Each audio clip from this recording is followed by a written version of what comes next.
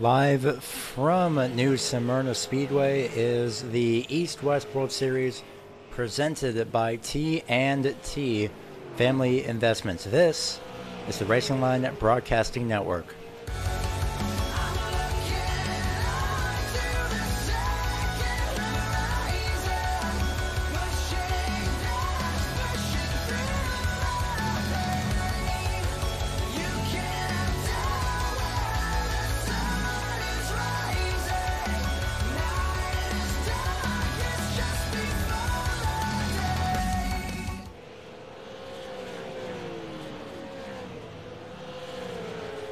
I'd like to welcome everyone here on the Racing Line Broadcasting Network. As per usual, it is, well, not really usual, but once again, the Sim Auto Racing Association is back on the Racing Line Broadcasting Network to present to you this event. And, well, that's going to be pretty interesting. Well, technically it is 5 nights, but, well, due to another broadcast that we had last night, rather, is unfortunately down to 4 nights, but nonetheless, though, 2 races tonight, and it will be the super late models, both running 60 laps each for both of the races tonight. So I'm gonna be having a little bit of an intermission in between, but again, both races are 60 laps in total. Something to note is that there will be some heat races done for this first race, and then there will be a 10-car invert from the finish of race number 1 for the second race. So that means top 10 inverted for race number 2, and then we're just going to let them loose and see how that goes from there.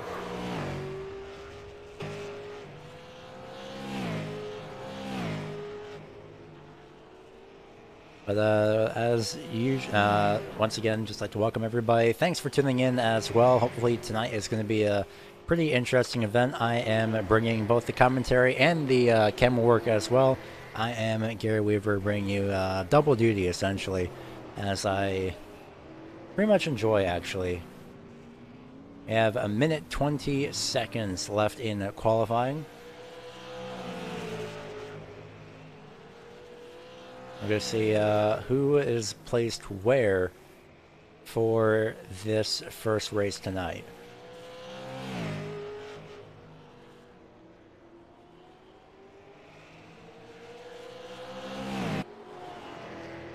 Meanwhile, in terms of car count, we have 32 drivers, one of which has not yet qualified for the moment. I believe he's shown up, actually, but other than that, 32 drivers for the most part, projected to have 2 heat races.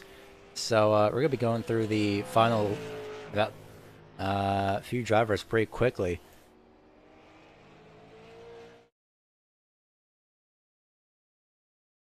So 12 drivers will advance to the main event, essentially. The first race, I should say, for the first heat race. That's as of now, and that is, of course, subject to change.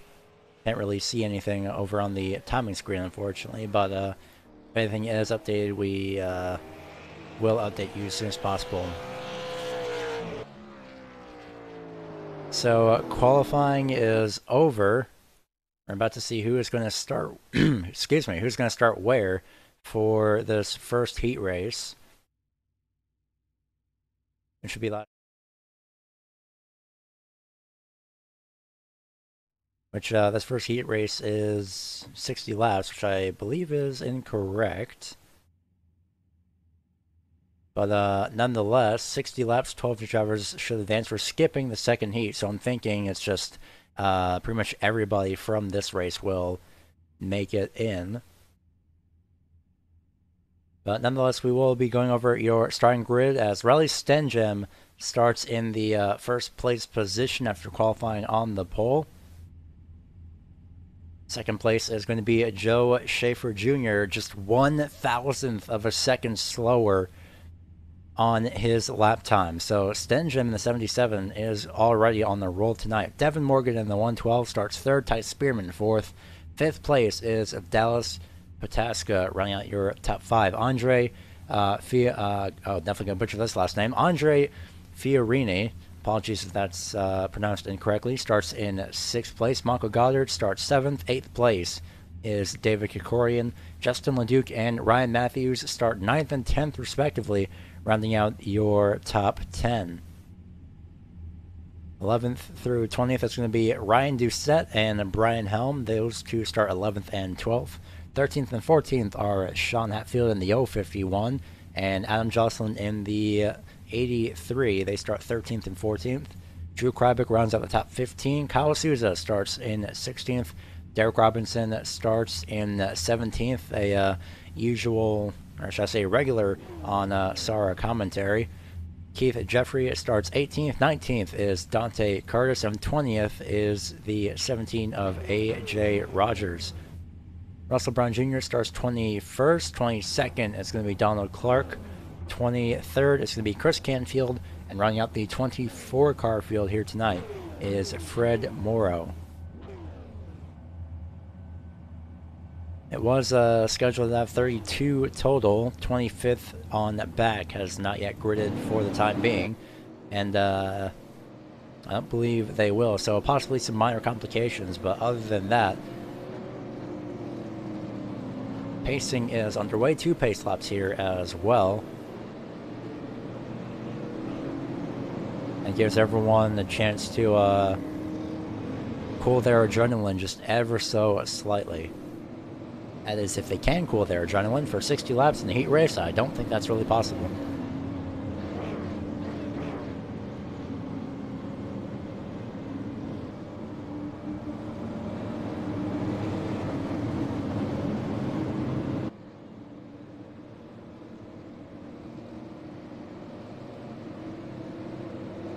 So the pace car will be pulling off to its safety of pit road.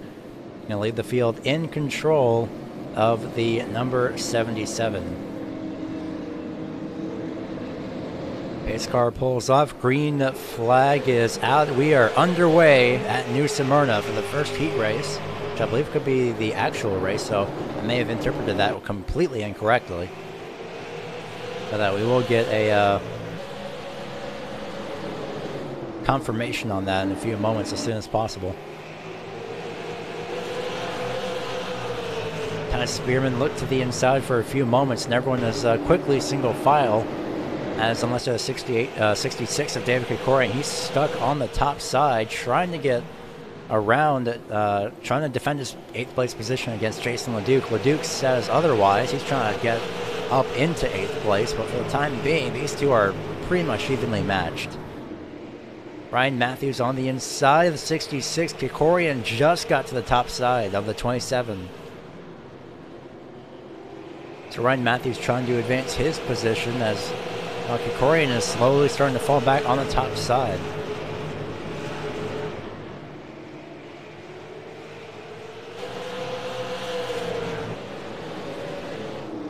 Joe Schaefer Jr. is completely all over the back bumper of that number 77. He's trying to get by and at least get alongside, but for the moment, that is not working out. At the moment, that's definitely not going to work out.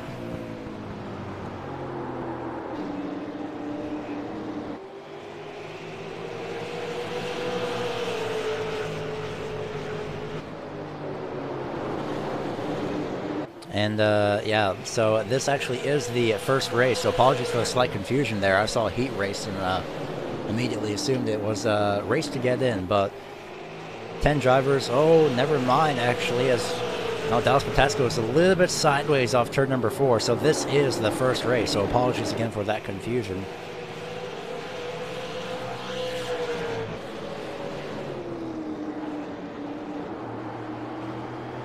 Oh, spin in the back. Someone is around, or at least blowing an engine. That's a 38, Michael Goddard. He's got a smoking engine. Not sure what happened. He's pulling it down onto the apron as everyone slowly gets around. Caution is out. First caution of the night as well, and that's probably for, I'm not seeing anybody is around specifically. That is for the 38 of Goddard, who we saw just suddenly has a smoking engine, so we're going to find out what happened unless he hit something. That's the caution is out for the first time. just immediately started blowing up off turn 4. Let's see if we could get a at least an on-car camera or maybe an in-car and just listen to the engine on that machine.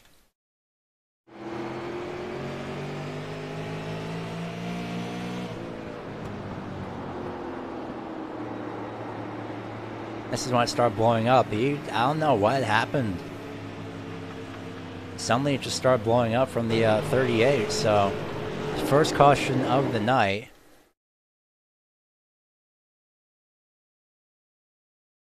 And over across the radio, Goddard had mentioned he was wondering why the car wondering why the car handling was feeling great. Well, now he knows why, but not in the best way.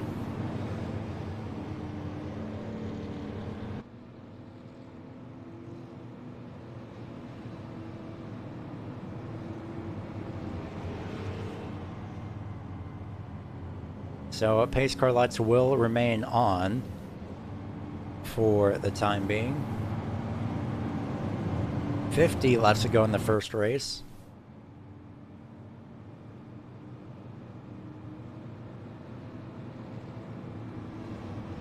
So that's a good little bit of a stint that we had. We saw in the very first stars, a few drivers are on pit road. Keith Jeffrey, Donald Clark, AJ Rogers, and Kyle Souza are 4 of those drivers, all of which had a pit stop under 10 seconds. So more than likely they must have taken at least a splash of fuel. Pace car lights will remain on, so take an onboard look at the field from the pace car.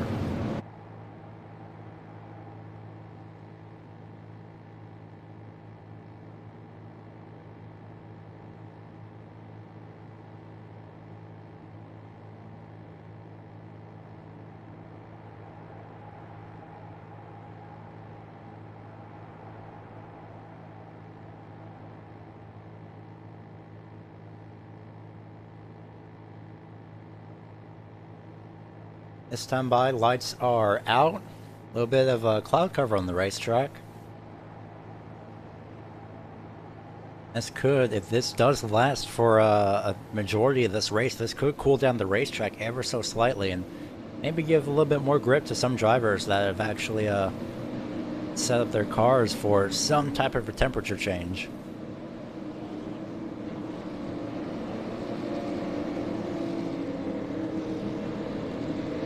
Pace car pulls off. Stenjem has been in the lead ever since the initial green flag rather, and the green flag is back out. Immediately falling in line is Joe Schaefer Jr. as the 92 of Spearman has turned around in turns 3 and 4. 66 of Krikorian also turned around. Multiple drivers involved. I think the 03 has gotten a piece of it as well. Does not look like it, but he may have. No, the 03 definitely got a piece of that.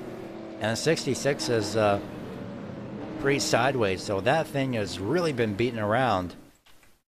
Second caution very quickly out all of a sudden. We almost saw what happened to the number 92 of Spearman. Coming off of turn number 2, we'll see if we can find it from this angle. The 07 just barely tapped him, and that really took out the 92. And somehow, Souza on the top side almost made it through. He had nowhere to go. The 66 of Krikorian was also turned around.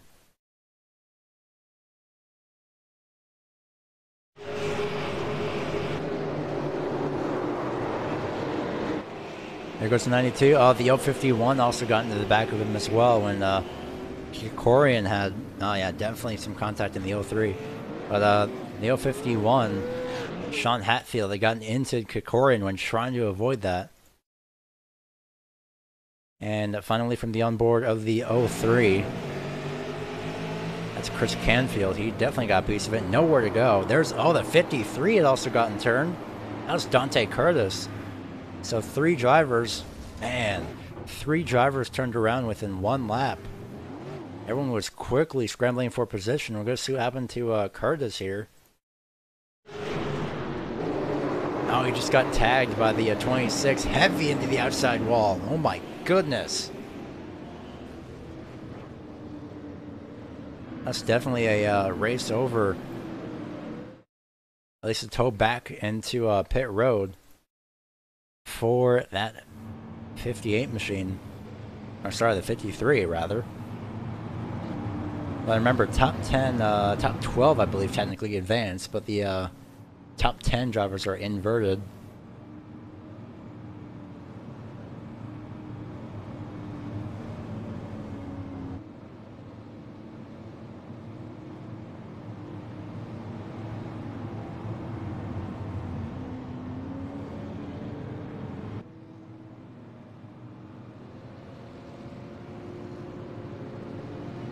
So we will have the same format for tomorrow night, as we'll have the 24 cars making the final race, I believe. It's actually this race.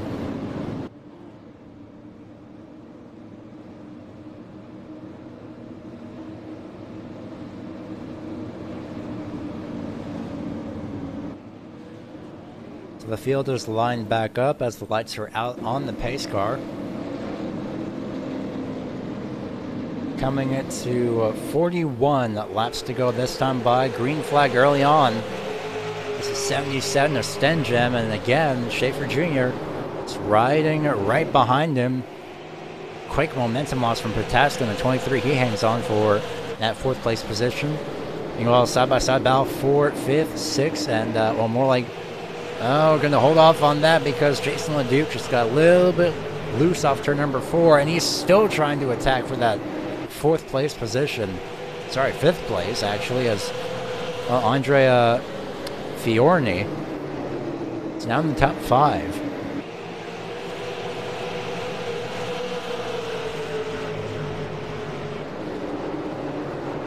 '51 of Matthews tries to look to the inside, trying to find some type of momentum on the inside. There it is, quickly alongside, almost gets into the quarter panel. But he's also got Sean Hatfield to his outside. And the Duke has gotten clear, so now this is in the advantage of Sean Hatfield, but ever so slightly.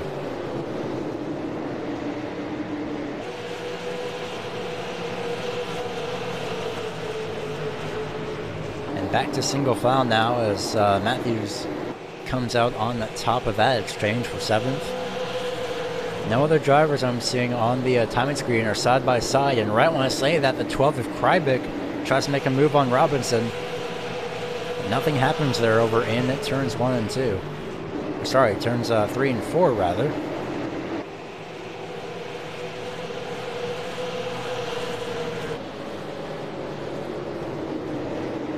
Back up front, Riley Stenjem still in the lead. This time he's got a little bit of a gap. He's been in the lead ever since the start of this race, essentially. 25 laps led. We're working lap number 26. As we're nearing the halfway point of this race.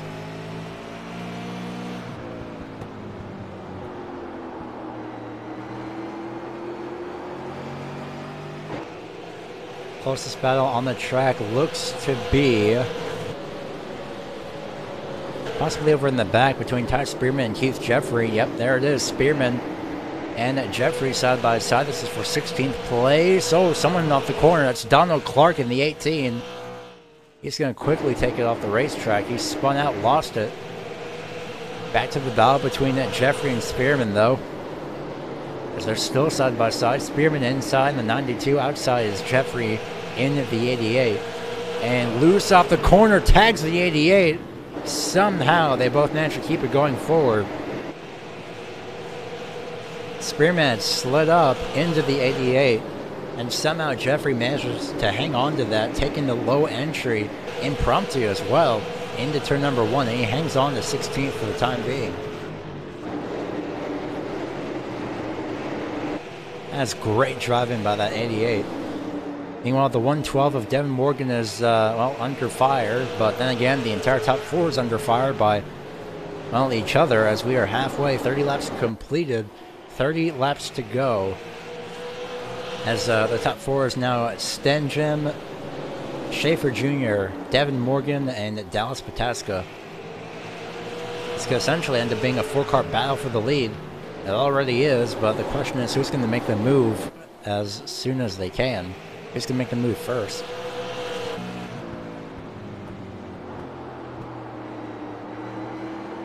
Don't forget, there's 3 more nights of action after this night is over.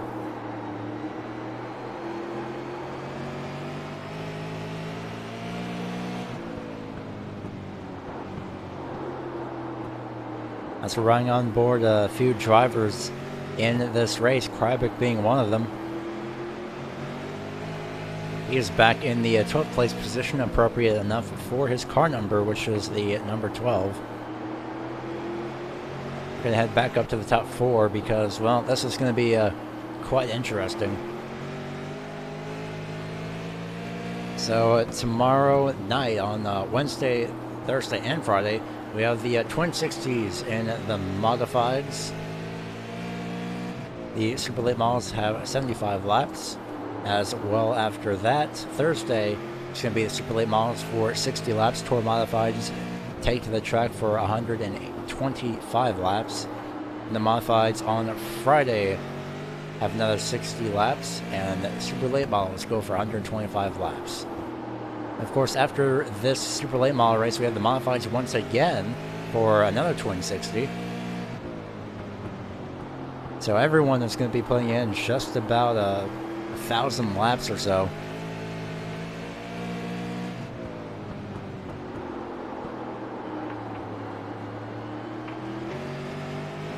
Schaefer Jr. has slightly closed the gap between himself and Stenjem. He's brought the 112 and Morgan with him. Trouble in the back, I believe. Huge trouble. Not sure what is going on in the back here, but Robinson, no, Doucette rather, he's off the racetrack. Something had happened. We're going to take a replay here. I'm going to figure out what happened off turn number 4.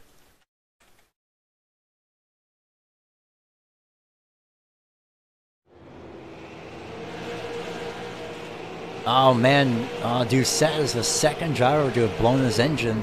There's another wreck with Robinson involved just in front. We're going to take a look at that one as well. Must have been checking up. Oh no, oh, he got loose and then tagged from behind by the 12 of Krybik. Back live, there's absolutely no change in the top 4.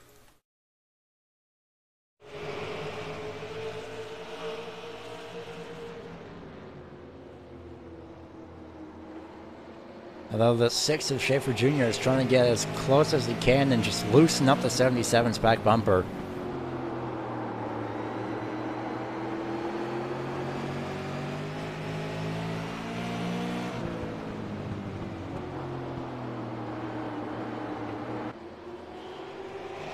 Meanwhile, Morgan and Pataska, 3rd and 4th respectively, they've just been riding here watching this happen in front of them, so they may strike and shove that 77 down a little bit more down the running order. A lot more than Stenjem would probably want. But he's been in the lead, the 77. He's been in the lead ever since this race started.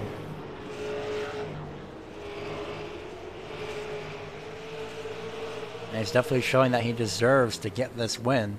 But Schaefer Jr. may have something to say about it within the closing laps. We still have, at the line, 16 laps to go. So the 6 of Schaefer Jr., he could just be waiting out this race, letting the time tick down. Playing just a little bit of mind games by waiting ever so slightly to really make the best move. Side-by-side battle for position number 7. It's between Justin LeDuc and Sean Hatfield. A 27 in the 051. They almost make contact there. And LeDuc comes out ahead on that side-by-side battle for 15th. It's going to be Spearman and Jeffrey, 92 and 88 respectively. And looks like Ty Spearman is going to come out on top. No, they make contact again. Same situation. Different results, however. The 88 had gotten loose off the corner, and a few laps ago, actually. No, actually, that's the second time that those two made contact. And it's the second time that the 92's gotten loose. And look at that driving by the 17 of Rogers. Collects 3 other drivers. The 70 of Russell Brown Jr., 69 of Derek Robinson, and I believe the 53 of Dante Curtis as well. We're setting ourselves up to have a little bit of a shootout here. Replay coming up, as we had just caught the tail end of that.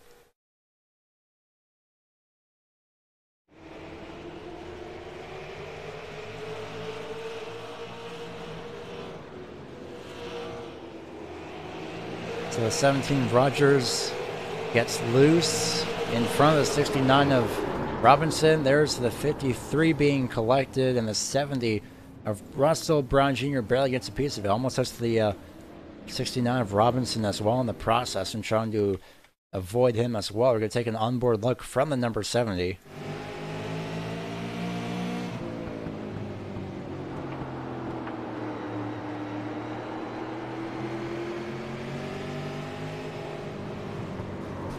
I definitely got a piece of that.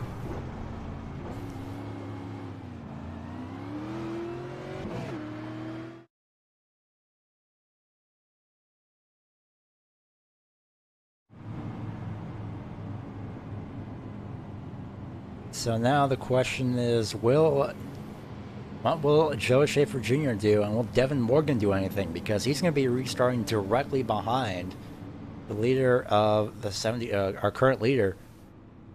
He's been in the lead again throughout this entire race. Hasn't lost a single lap led yet.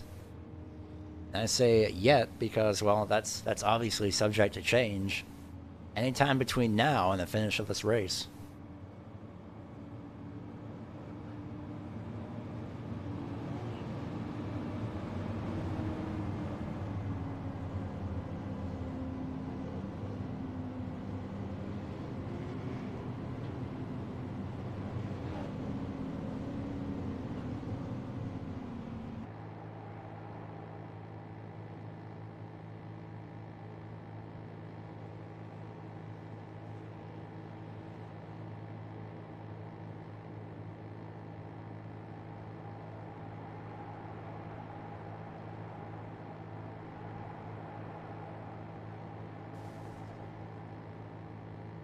Well, someone's engine has finally decided to just let go off in the distance.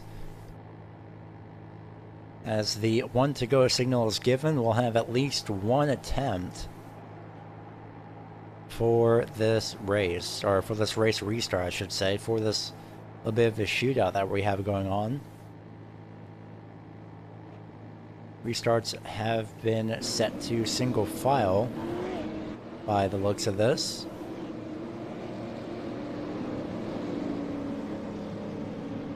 So I'm going to see who comes out on top. Green flag is out. Stenjum down and away. Everyone pretty spread out for the most part. He's got the battle almost for the 4th place position. Matthews tried to look to the inside. Patasco didn't work then. 6 laps to go. The time is running out for Schaefer. Because once a caution comes out under about 4 laps to go, race is considered over at that point.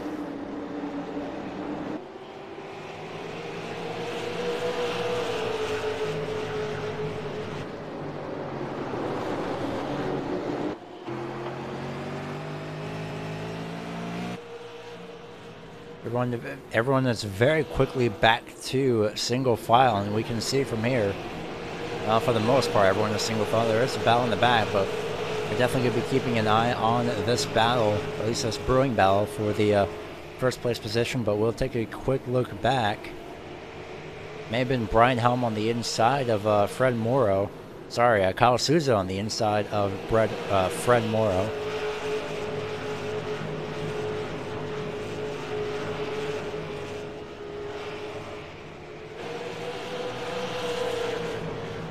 Other than that, coming to 2 laps to go, 6 of Schaefer Jr. may not have anything.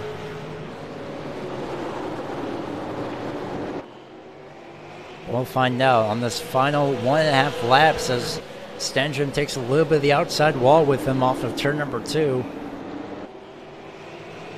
White flag this time by. We're going to see who is going to be victorious here on this final lap. It looks to be, it will be Riley Stenjem through turns 3 and 4, off turn number 4 as well. Stenjem in the 77 wins the first of 2 races, a side-by-side battle. That was between the 03 and the 26 as well. Congratulations to that number 77. And so quickly drifted around. Almost parked at the start-finish line in time. So now the lights are out. We have 5 minutes of warm-up. But before we get to that, we'll take a look at the final race results from the first race. And we'll see your whole top 10, because who you see here will be completely inverted for the second race. Riley Stenjem starts first. Schaefer Jr. starts second. Third, finish rather. Will it be Schaefer Jr. and Devin Morgan finishing second and third? And those are the only 3 drivers that finish where they start, so they are very equal in terms of where they have performed. Dallas Patasco finishes 4th. Ryan Matthews finishes in 5th. Andre Fiorni 6th. Justin LeDuc 7th. 8th, Sean Hatfield. 9th is going to be Drew Krybick, and finishing 10th is Adam Jocelyn, which means, I believe, Adam Jocelyn will be starting in first place in the actual race.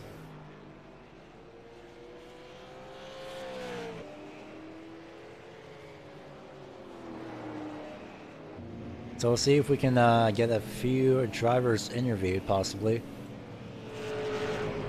But we might be good on time, actually. Aside from that, Fred Morrow, Kyle Souza, Chris Canfield, Brian Helm, Ty Spearman round out 11th through 15th. Keith Jeffrey, Derek Robinson, Russell Brown Jr., AJ Rogers, and Dante Curtis are 16th through 20th. And then your last 4 drivers, as it was a 24 car field only: Ryan Doucette, Donald Clark, David Kikorian, and Michael Goddard, 21st through 24th.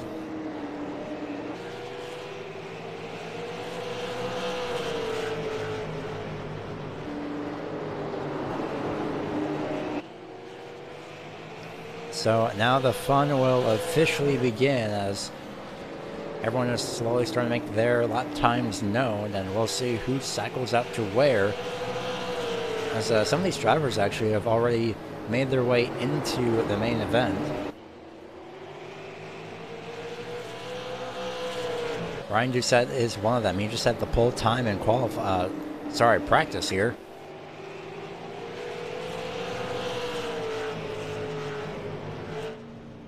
And that lap time was apparently unavailable to be seen on this graphic, but nonetheless, though, lap time is a 17.521 as compared to Kyle Souza with a 17.803.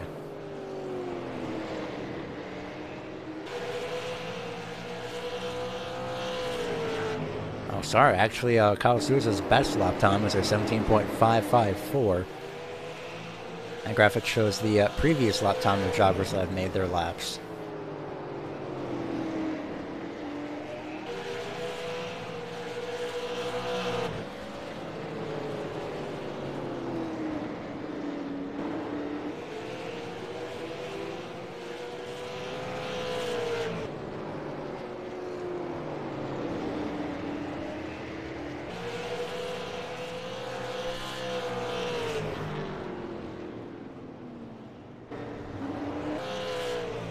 Well, we just saw the tail end of Derek Robinson taking out a cone.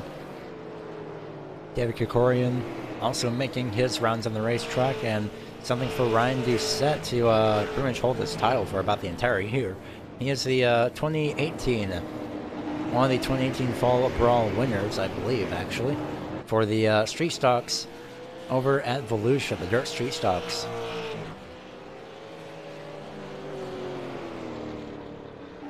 As well as a winner of Myrtle Beach a few weeks ago in the, I believe, the regular season.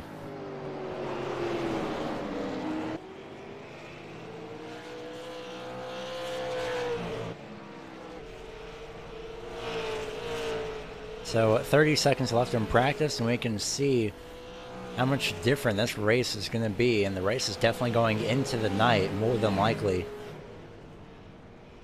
As taking a double check at the schedule, this is not the last race, by the way, of the broadcast, as we're almost halfway through. Because we will be starting the second race of Tour Modifieds after this race. And that will definitely be going into the night.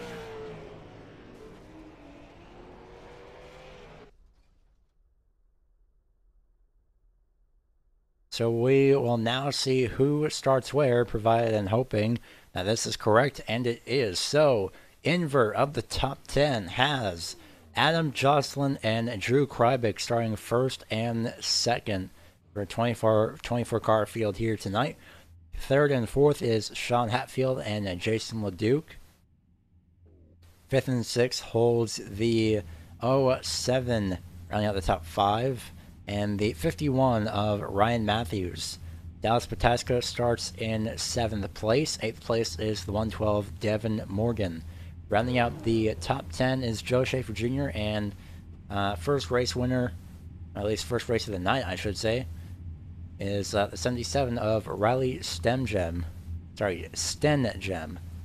That's a little bit of a tongue twister there for you. Fred Morrow in the 55 starts in 11th. 12th place is Kyle Souza. 13th is going to be Chris Canfield. 14th is Brian Helm.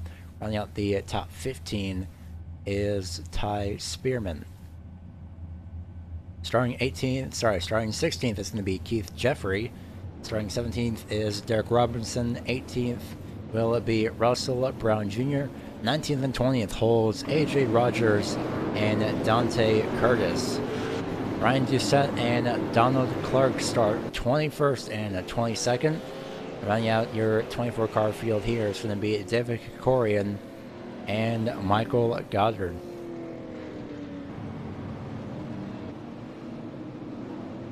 So another 60 laps. This is, again, not the last race of the night. As scheduled for 9:45 Eastern, it's going to be the a 15-minute practice for the Tour Modifieds. And then the qualifying session, and then the 60-lap twin events. As I've forgotten how to properly title race events, apparently. Nonetheless, pace car gets ready to pull off into the pit road area. As the green flag is out, we are underway. And already a lot of contact between the 12 and the 27. 112 into the outside wall. It's Devin Morgan. He's quickly falling back. I'm sorry, he's actually still in 8th place, hanging on to the outside. Krybick and Hatfield made a little bit of contact.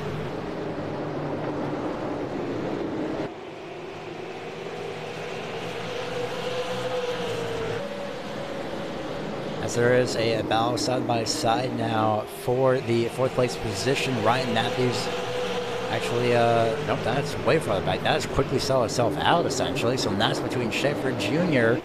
and Devin Morgan. And look who's right behind us, the 77.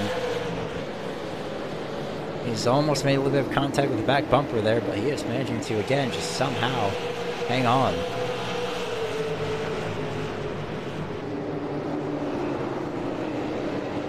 Side by side for 9th or 8th place. Devin Morgan hanging on to that 8th place for the time being, but no, now it's going to be Schaefer Jr. It's going to be swapping between as a little bit of side by side contact between Hatfield and the 051. There goes the 051. He made contact with Pataska. 3 wide for a few moments, and somehow after that quick scare, puts the 051 back outside the top 10. Jocelyn has been in the lead ever since this race had started. LeDuc looks to the inside for 2nd place.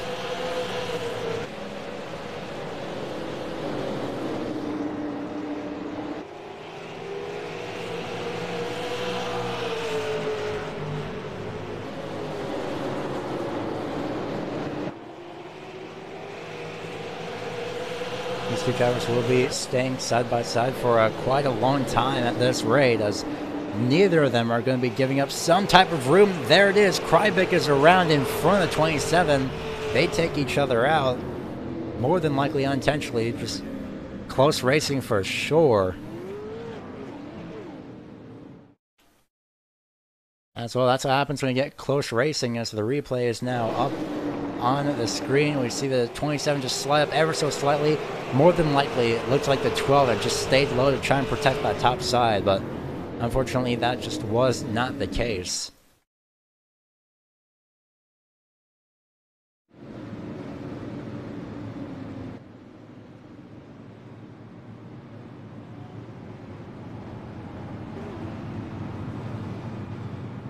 While we do have a moment, this race is brought to you by T&T Family Investments. Sounds very similar to TNT, as the field crosses the line for its first lap of caution.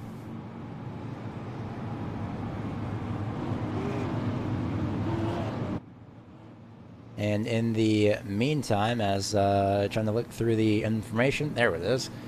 Well, T&T Family Investments, just in case you're wondering what they are and what they do, they provide more than 80 rental homes as well as vacation homes in Panama City, Florida. This, of course, is the East-West World Series presented by T&T Family Investments, and it's co-sanctioned by EastWest Promotions and SARA.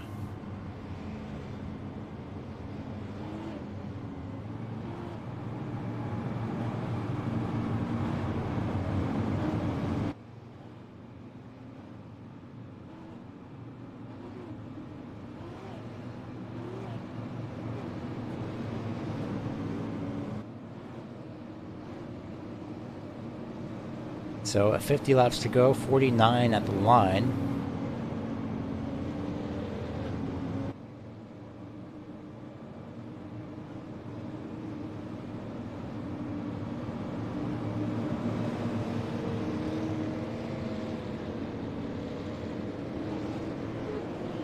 And back to a double file restart.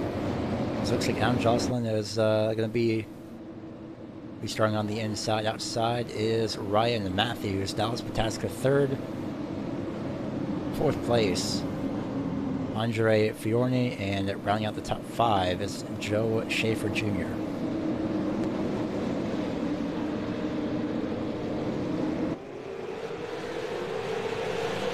Green flag is back out for the second time as Pataska tries to, actually no, it's Matthews that tries to make a move to the inside.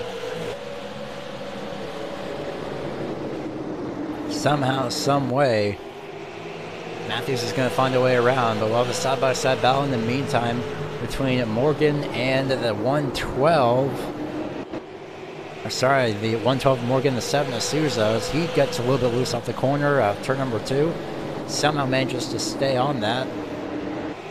Barely slides up into the 112 and really loose off turn number 4. It's very visible there. And Matthews is constantly looking to the inside as the caution comes out for the second time. Russell Brown Jr. is one of those drivers involved. And I believe again with Drew Krybic. No, it's Derek Robinson.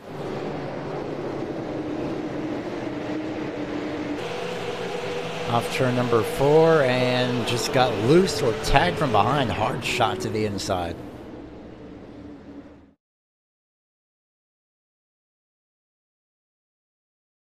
Taking an onboard look from the 71 of Ryan Doucette.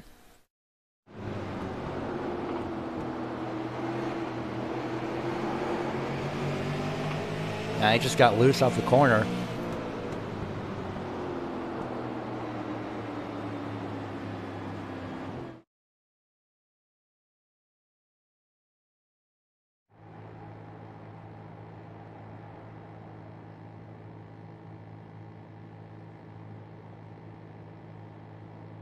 And we are back under caution, so field slowed down again, giving the track a little bit of a chance to cool down, just in case the slight cloud cover from earlier wasn't enough. Well, now the sun is starting to set. Let's see what the lights do this time by. And they will remain on. We'll see if we can get a word in with Kyle Souza eventually.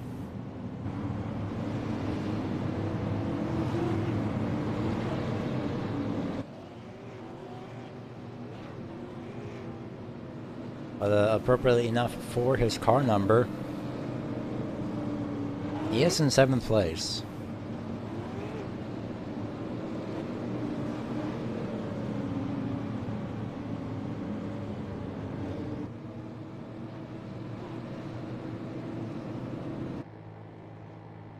Lights will shut off.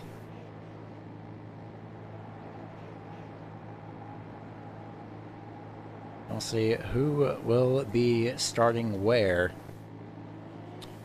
Or more rather, who's going to take advantage of whatever track position that they can get.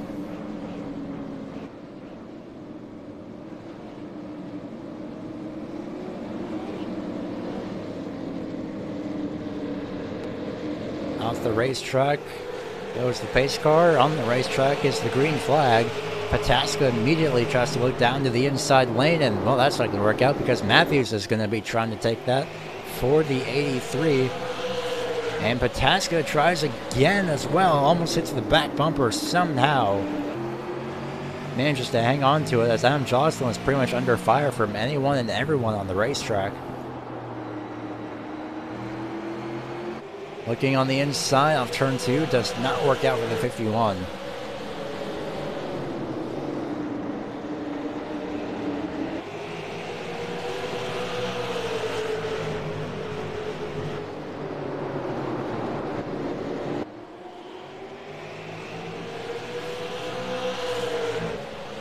Looks again to the inside. He's going to almost take out the 83. Looks like it from that camera angle. Definitely getting space there off turn number 4. And somehow Matthews, he made a chance. Caution is back out again. Huge crash over in turns 1 and 2. There's drivers everywhere. 18 Don Clark was up on the wall for about a half second. And we are back under caution. Something happened up in the middle of the race. Middle of the field, rather, and then involved the 55, Fred Morrow, up on the side.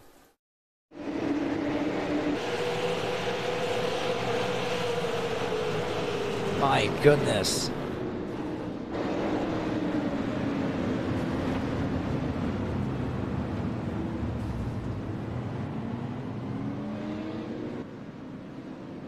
Well, props to that avoidance because, my goodness, that was insane to see on the front straightaway.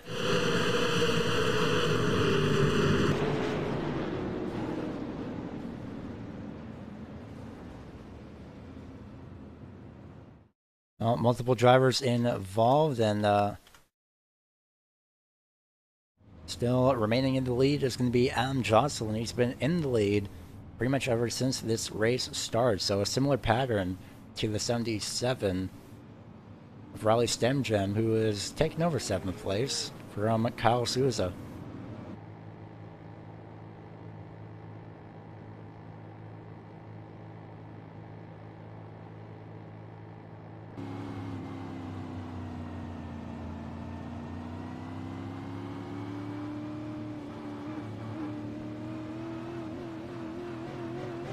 So we'll see if we can get a word with number 7 of Souza. Might hold off on that just a bit because it might be one lap to green this time around.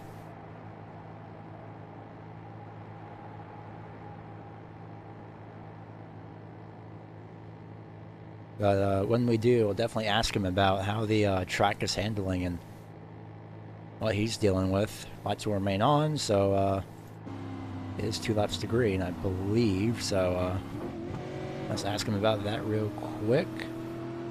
And yeah, it says to the green, so it's probably more than trying to focus on that. So we'll eventually get around to Kyle Souza. Possibly in the field actually takes if the field gets another caution, but definitely the next caution we'll see if we can interview Kyle Souza.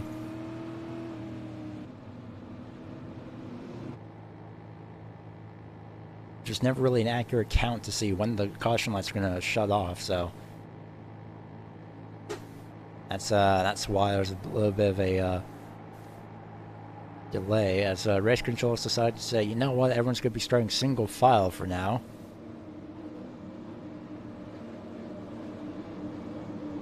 I think it is a pretty smart move by them, just to tone down and see where that goes from there. It's Ryan Matthews is going to restart second behind Adam Jocelyn. Third place, Pataska. Green flag is back out. We are underway again for the, I think, the fourth time. As for the lead, Matthews is trying to do whatever he can, that number 51, but right now, everyone else is, well, again, quickly single file. And look at that 51, just gets right back to the back bumper, down to the inside of the 83. He'll finally make a move for the lead this time by, but nothing really he can do about that now. It's off the corner somehow in some way. That 83 had managed to get a run off the corner, but look at this. Again, down to the inside. Matthews gives him the room.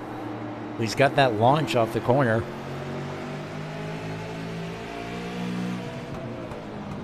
And this time, finally, Ryan Matthews is going to check up just a little bit as he fully takes away the inside lane from the 83 at Jocelyn.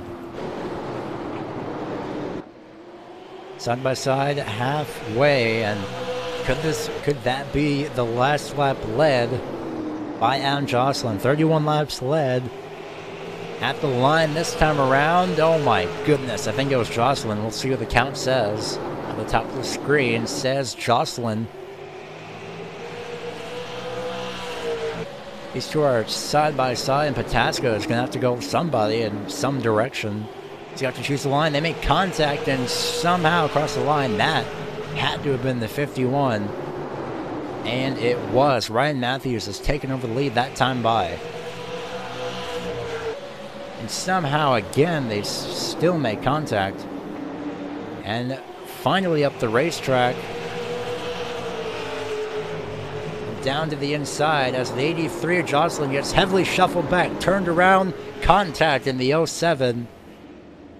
On the avoidance as the caution is out once again. Adam Jocelyn just got put from first, essentially from second to 16th within about a corner. Gonna definitely show a replay on that, as it was a close moment entering at turns 1 and 2. It was a close moment throughout the entire track, essentially. These two were constantly side by side.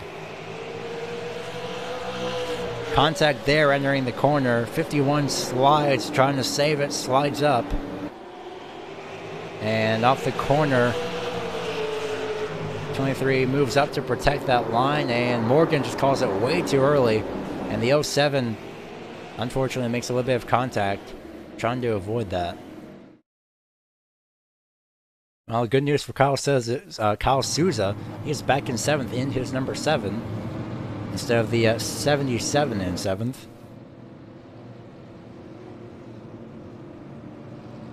But we will see if we can get a word with him here in a few moments.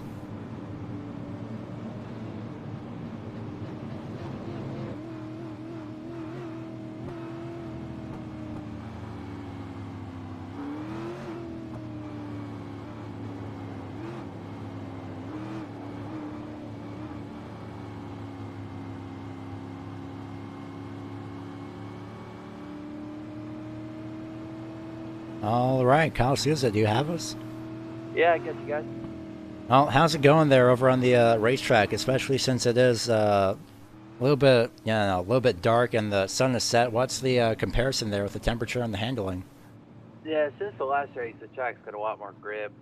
We're talking about it over in the other channel. We feel like the other track setting really was sideways everywhere. It really didn't have any bite up off the corners. This one, I almost feel like I got too much bite, so I guess that's a good thing. And too much bite is sometimes a good thing. So you're doing great. You're still in 7th, ironically, in the number 7. So I guess that car just really likes sitting there. What are you looking forward to in the modifieds in this after this race?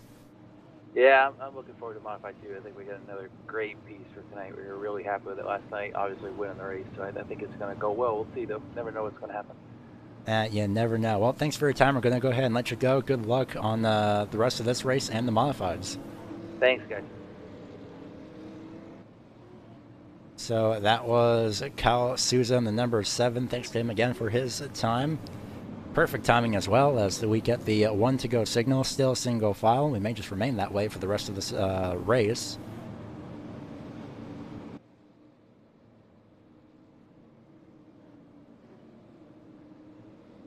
But outside of that, I could be looking forward to an interesting 20-lap shootout as Ryan Matthews has finally taken over the lead from the 83 of Adam Jocelyn, who is now in 20th.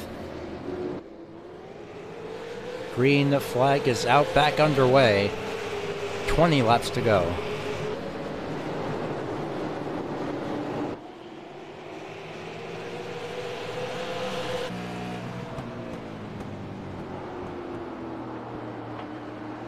A little bit of a battle side by side. Speaking of Kyle Souza, ironically, he's trying to hang on and only got just a little bit loose, it seems, off turn number 4 there, but he is hanging on to it. He did mention that the car has a little bit too much bite as compared to the previous race in the sunlight. So that's something to look ahead for in the Tour Modifieds. Caution is out again, and it's Michael Goddard in the 38. He was around on the front straightaway. We'll find out what had happened here. Was he tagged by the 92, or did he get loose? Oh, no. Oh, he got the 17 of Rogers. I believe that's who that was. The 17 of Rogers was, yeah, that was Rogers on the top side on the lead lap as well. It was on the top side. I believe he may have gotten to the outside wall as well. Yeah, he got into the outside wall. Both drivers did, and that was just in front of Ty Spearman.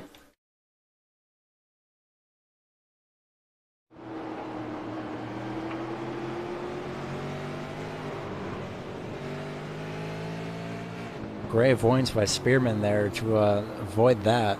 Just had a great distance ahead of him to really not really run into anything or anybody for that matter. As once again, if you're just tuning in, welcome to the Racing Line Broadcasting Network. As for the probably about 5th time on this broadcasting channel, probably more than 5 actually. 5th time for at least a special event broadcast.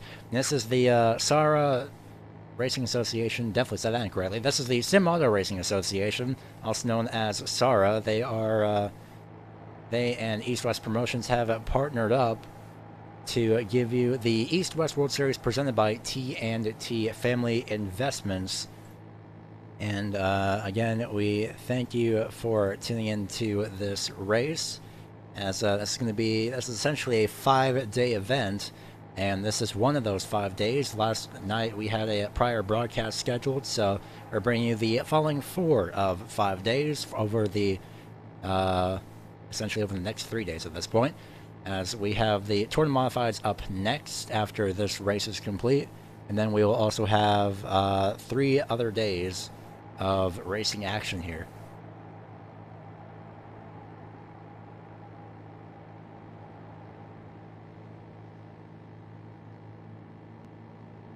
So after this, we will have about 15 minutes of practice, so we'll definitely be probably be getting some interviews, taking a little bit of an intermission as well.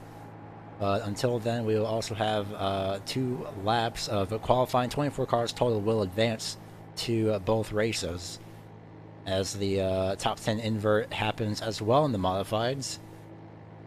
So we're going to be seeing who places where in the modifieds after this race. 13 laps to go after this.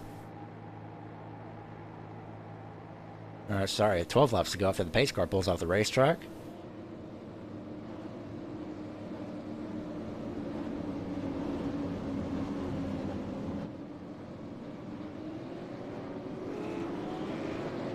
Pace car gets ready to pull off to its safety of pit road, bringing and Ryan Matthews, I should say, into the control of the field as the green flag is out. 13 laps to go. Lucky number 13 as well. Single flaw restarts are now for the rest of the event. This is now down to who has how much momentum and how much tires remaining.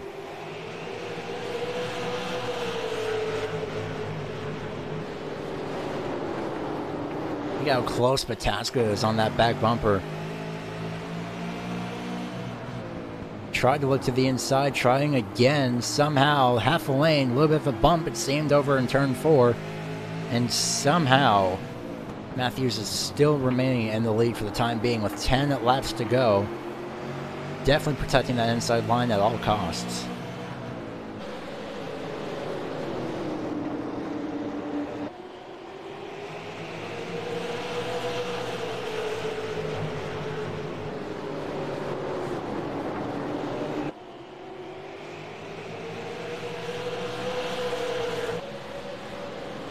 Someone got in the wall heavy off of turn number 2 there, but I don't see anybody around.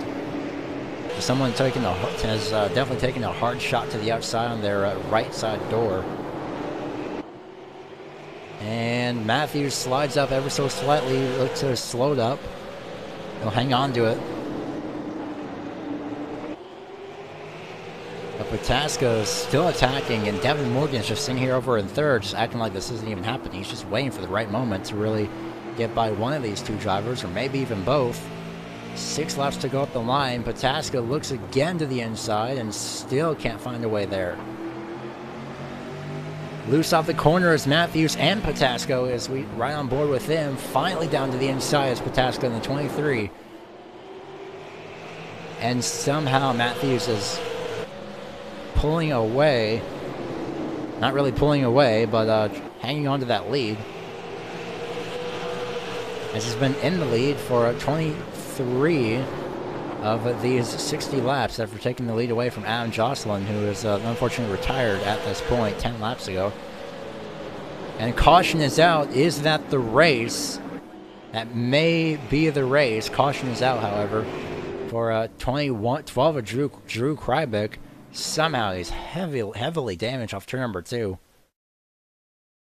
And it looks like he may have gotten some help as well by the driver behind him in the 26.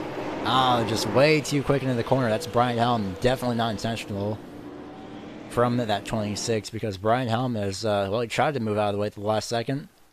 Unfortunately, the car had other ideas. Yeah, he tried to get there. Just misjudged it and tried to move out of the way at the last second. But did not work. Something that I'm wondering is this the end of the race? This may as well be, as the field is coming to 4 laps to go.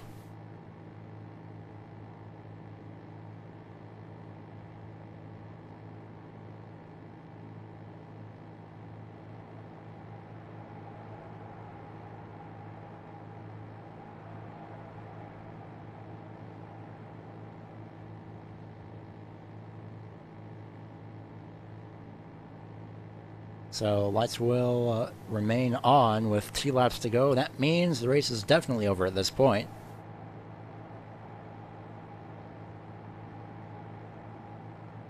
So congratulations unofficially, of course, to Ryan Matthews on his, again at this point, unofficial win. I say unofficial, and I express that very heavily due to the reason that we have not even finished the race yet.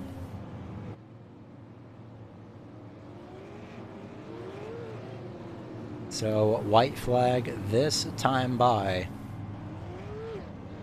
after the 6th and final caution. That would have been the one to go signal, but unfortunately it is not at this point. So the white and yellow waving here at New Smyrna, and the field will slowly come across the start-finish line at a very anticlimactic speed for Ryan Matthews coming off of turn number 4. He will thankfully win and no longer be under attack by Dallas Pataska in this car, however. as he wins the super late model twin 60s. But up next will it be the modified twin 60s. We're maybe taking a little bit of a break in between that time, but congratulations to Ryan Matthews nonetheless.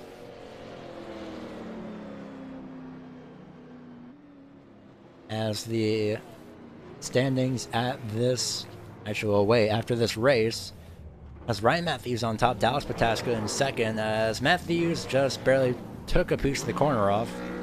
Probably trying to pass inspection.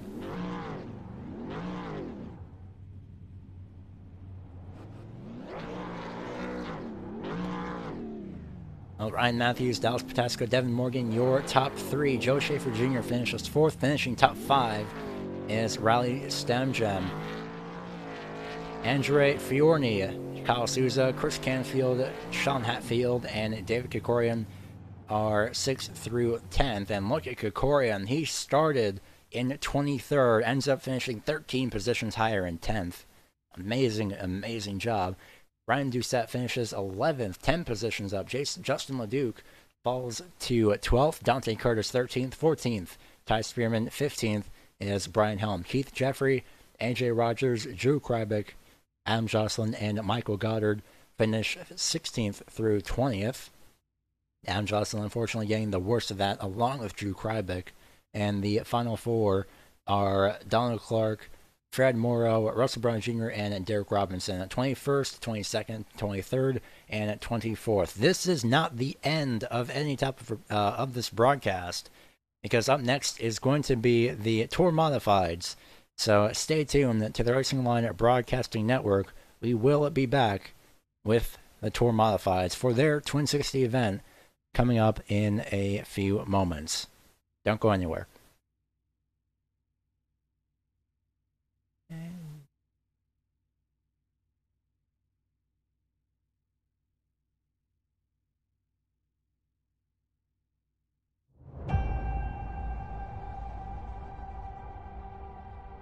Growing up as a kid in Oklahoma, where I'm from, the Chili Bowl is the biggest race that we have.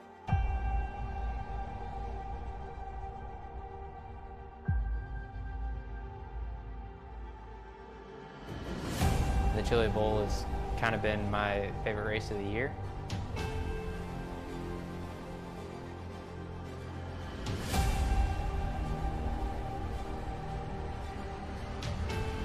Growing up a dirt racer in Oklahoma, that's kind of the holy grail.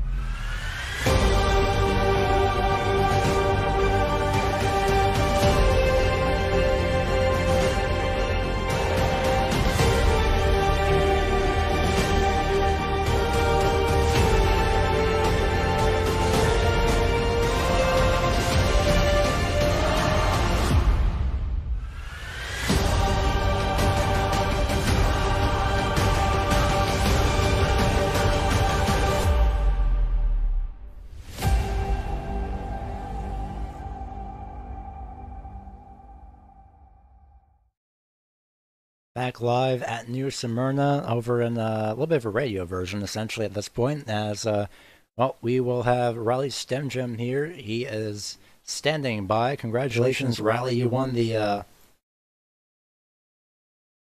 sorry about that. Doing a little bit of OBS stuff. Had a little bit of a double sound there for a second. Sorry to the viewers. Well, you won the first race, Rally, and, well, unfortunately, didn't really go too well for you in the second race, but on the bright side, you did manage to make it to the second race, and, well, how's the track out there as compared to the from the daytime down into the night?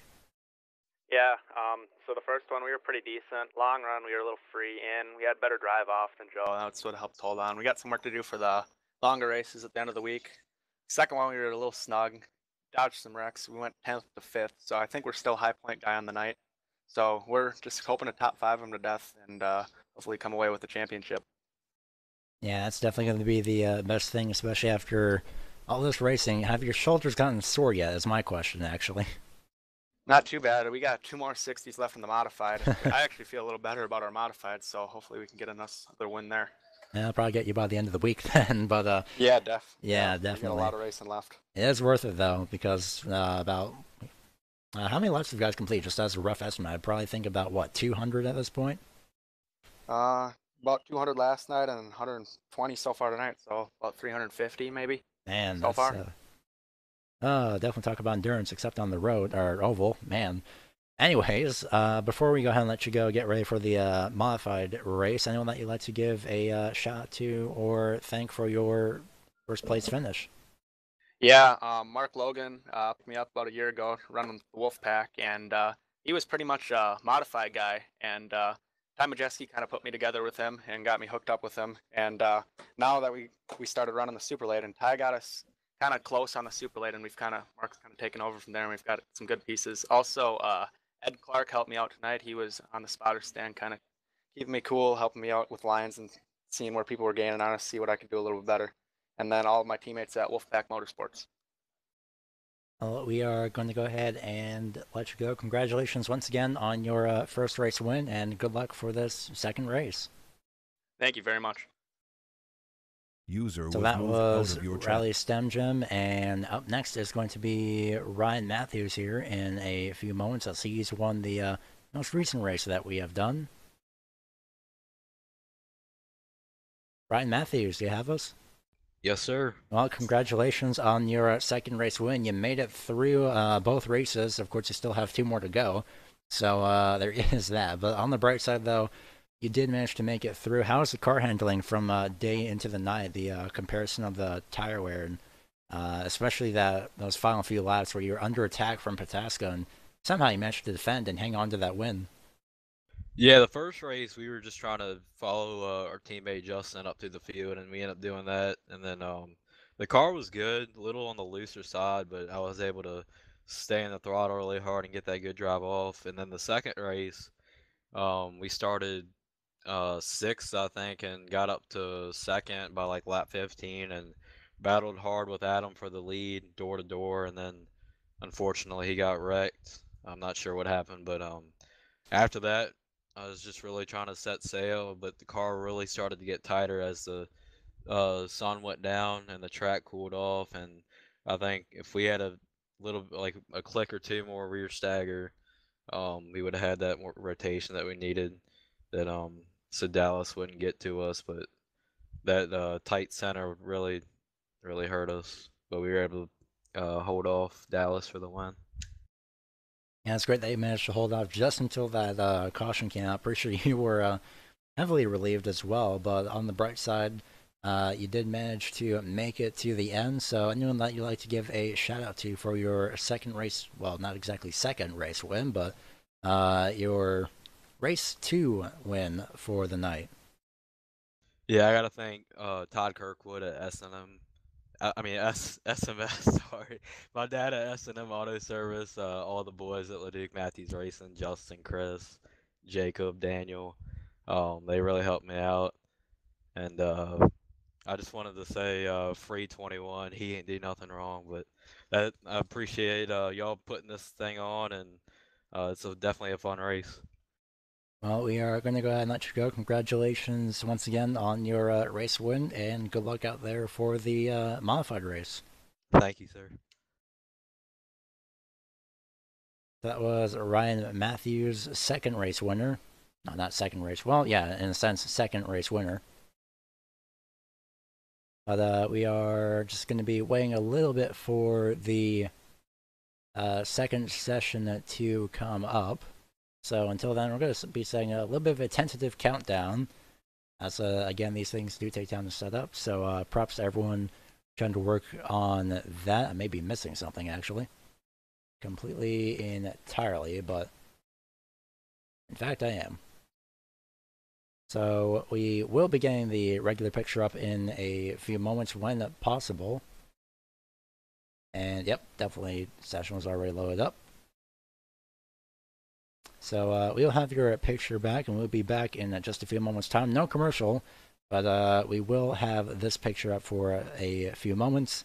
Background will fade in when everything is ready. So we'll get to your qualifying in a few moments' time. Stay tuned.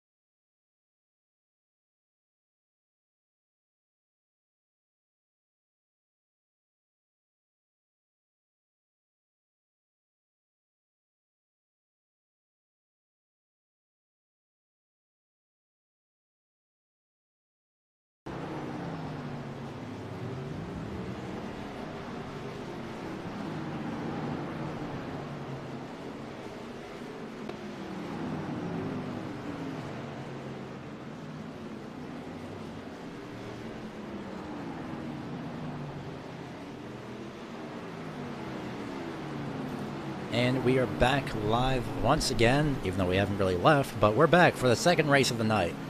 Quite literally this time of the physical night, as multiple drivers are on the racetrack, I believe under qualifying. We will get that sorted out and confirmed. It's actually under practice still, so just a little bit of extra time. 4 minutes, just under 5 minutes rather, for the qualifying session to begin.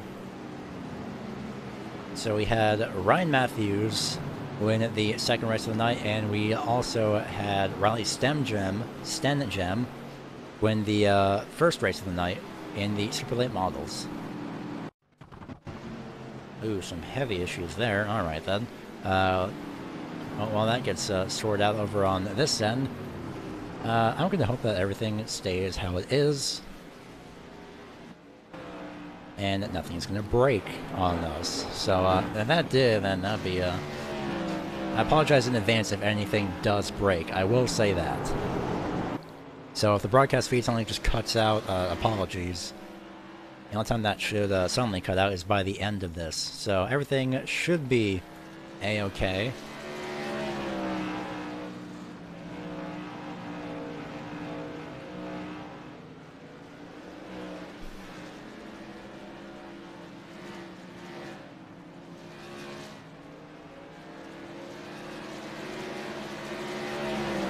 We're currently watching, actually, look at this, Royce Scrivano. We haven't seen him in a while.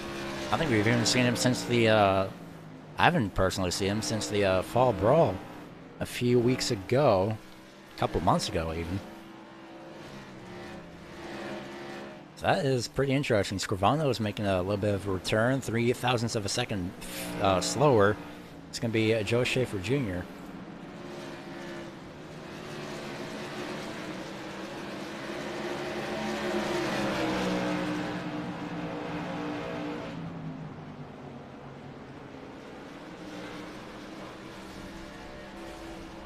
Oh, heavy contact on the back straightaway.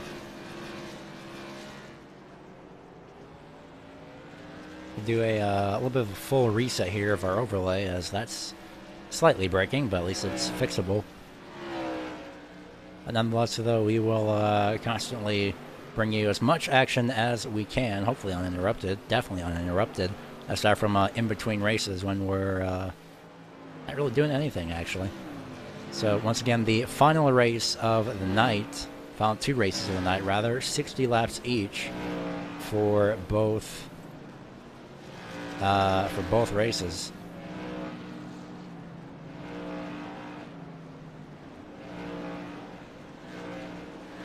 And once again, we appreciate you tuning in. We being, well, unfortunately, just me somehow, but more than likely as well as the drivers and sponsors as well. I'm the only one over here bringing you the commentary and the camera work, aka production, whatever you want to call it. I'm doing pretty much everything as per usual. I am still Gary Weaver.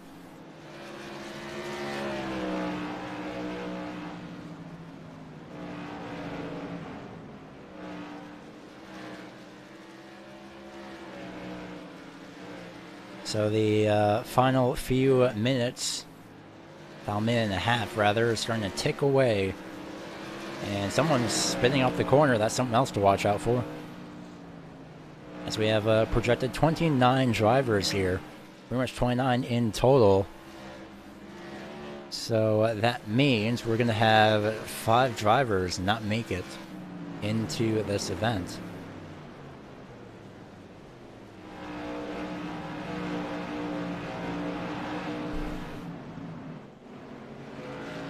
Ty Spearman in a completely different car. Raleigh Stenjem, relatively the same paint scheme as well.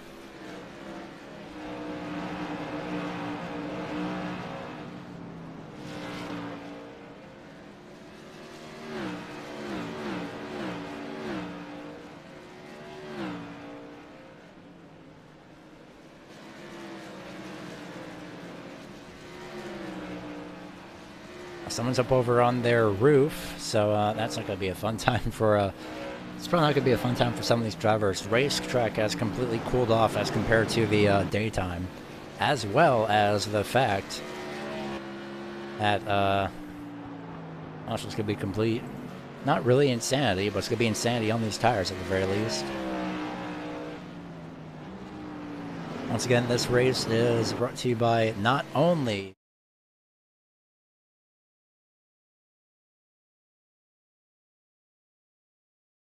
This race is not brought to you by. This race isn't brought to you by just the Sim Auto Racing Association, but it's also again brought to you by EastWest World Series. But it is definitely brought to you by T&T, not TNT, but T&T Family Investments, and they are a company that provides more than 80 rental homes and vacation homes in Panama City, Florida.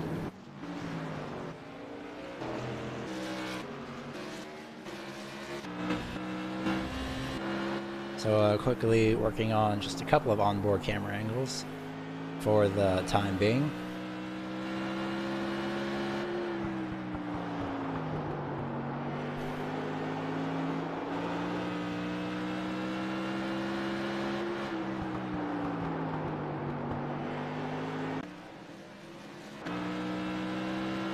As Derek Robinson currently is second, but first place is the number 7 of Kyle Souza. Somehow he managed to get back to second actually. Joe Schaefer Jr. has taken over first for the time being. Zach Murphy, we'll see where he qualifies, as I believe he just came out of pit road as well. 2 laps of qualifying. So we'll see where Murphy comes out on his lap as he starts it this time around. He's going to spin out in turns 1 and 2. We'll have a second chance.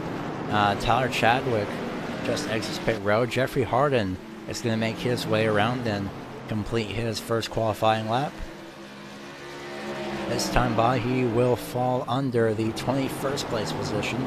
Zach Murphy taking the second and last attempt. This is going to be his final lap on his qualifying. Final lap, no time set at the moment by Murphy. Taking a little bit of a higher entry as he'd spun out right there. 24th is the position to watch as he will come across the start-finish line into position number 28th. Tyler Chadwick, 29th. So fortunately, Murphy will not make it. Last driver that did make it, as Scott Dunlap is, I believe he's going to be finishing his lap time this time around, so we'll hold off on that. No, slower by about 1/10 of a second.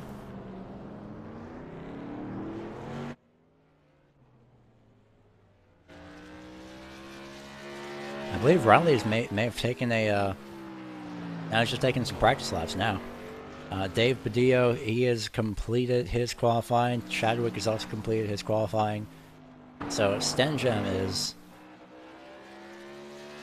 trying to figure out what to do, as we're going to have our first of 2 60-lap races in just about 2 minutes. Drivers that did not make it are Scott Dunlap, TJ White, Jeffrey Harden, Zach Murphy, and Tyler Chadwick, 25th through 29th on the timing.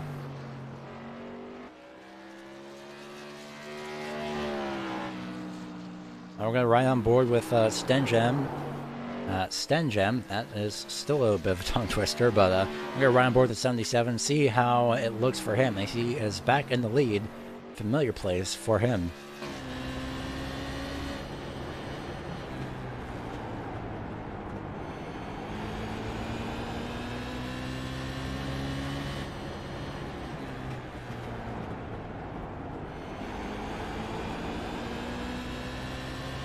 Very quick laps around this racetrack at about 16 seconds. In terms of best lap, well, it's about 15.976 for Stenjem.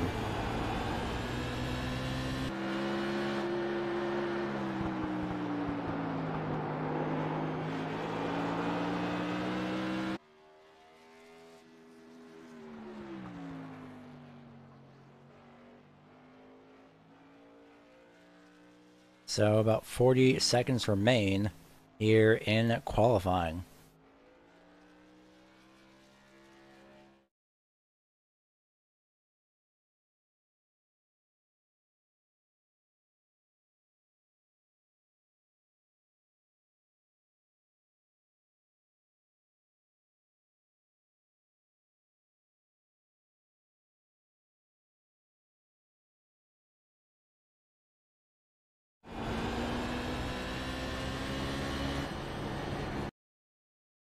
I'll go over the procedures in just a second. That is Matt Rolfe over on Race Control Radio. So get tuned into that just for a few moments. But for now, the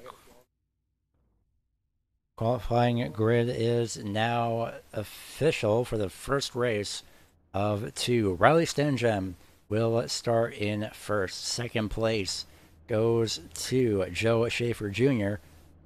I believe we could just use this as a little bit of a reference, as he's only about 0.2 of a second behind. And third place is going to be Kyle Souza. Fourth place in the 88 is Keith Jeffrey. Fifth place is the 16 of Dave Badillo, again running out the top 5. Ryan Doucette in the 71 starts in 6th. 44 of Gerald John starts in 7th. 8th place to his outside, it's going to be Adam Jocelyn. And 9th place, Royce Scrivano in the 96. And Junior Harville starts in 10th to his outside in the number 41. The rest of the field is going to be Dallas Pataska and Derek Robinson starting 11th and 12th. 13th and 14th is going to be Ty Spearman and maybe Samuel Roush. I don't believe Samuel Roush is going to race, as he has just left the grid. But other than that, Chris Foster starts 15th. 16th is Glenn Pressel the third. There's him. He's back. Bobby Rafferty starts in 17th. 18th is going to be Kyle Odanik. 19th and 20th is going to be Chris Canfield and Jason Perkins. Running out the 24-car field will be Drew Krybeck. Have I been mispronouncing that this entire time, or am I just reading that incorrectly? No, that is Krybeck, so everything is fine. I thought that was an L for a second on the timing screen. Rick Webster starts in 22nd. 23rd is going to be Garland Bennett. Garland Bennett. Still mispronounced that. Garland Bennett and Clifton Crock. It's been a long night. Clifton Crockrell. Still mispronouncing it. The 21 rounds out the 24-car field. It's been a very long night, and I'm starting to get to the tongue twisters now that I'm starting to think about it. Oh my goodness. Other than that, I will try not to somehow mess any words up here.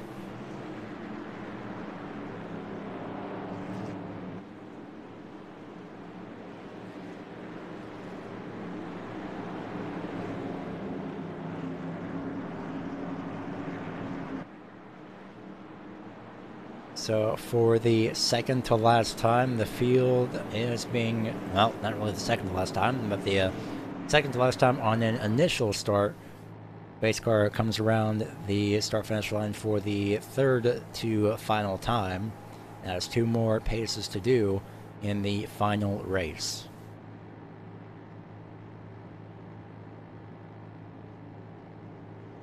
This time around, it will be Riley Stenjem bringing the field to the green. The 6 of Joe Schaefer Jr. on the outside, 7 of Souza, 8 of Jeffrey, 16 of Dave Badillo. They round out your top 5. Green flag flies for the first Tour Mod event tonight.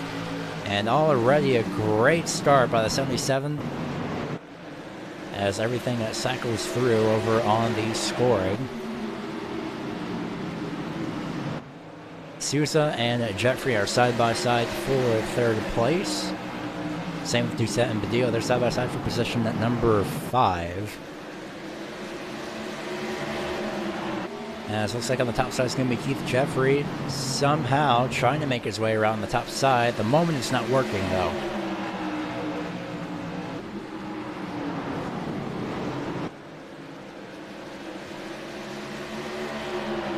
So Kyle Souza is beaten out on that battle as Keith Jeffrey powers through on the top side on the first few laps. Side by side, almost for position number 9 was Harville and Scrivano. Just ahead of them, there's a little bit of a side-by-side battle going on. Caution is out. Huge crash on the back straightaway.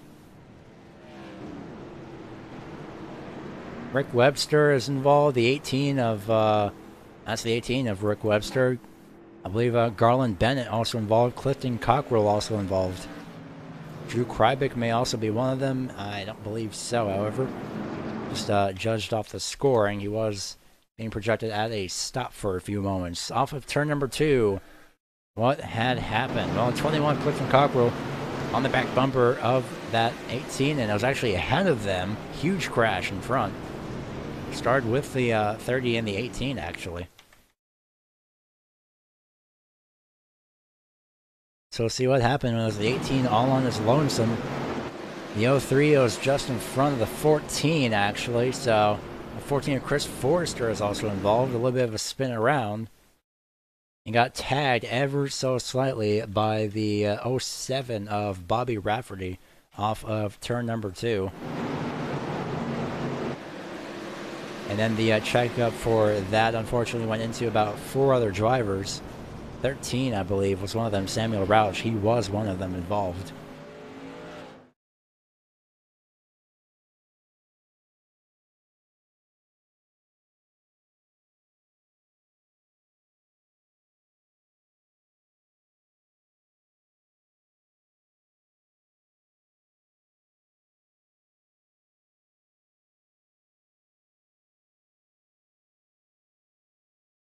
As apologies for the sudden blackout, just making sure everything is properly set, doing just a couple of rearrangements to a track camera that somehow was not in the correct position. As again, we are back live still under caution. Pace car lights will remain on for the time being.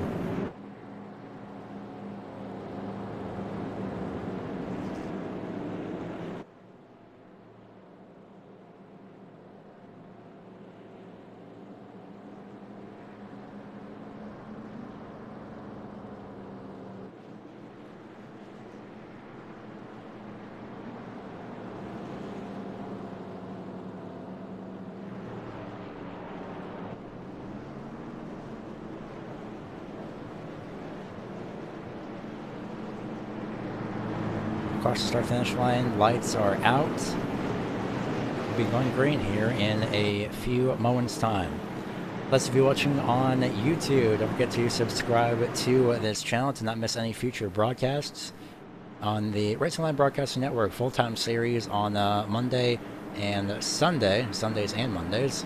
And for Sundays, that league will end in just a few weeks.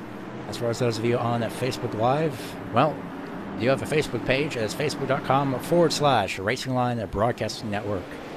Green flag is back out. We are underway once again.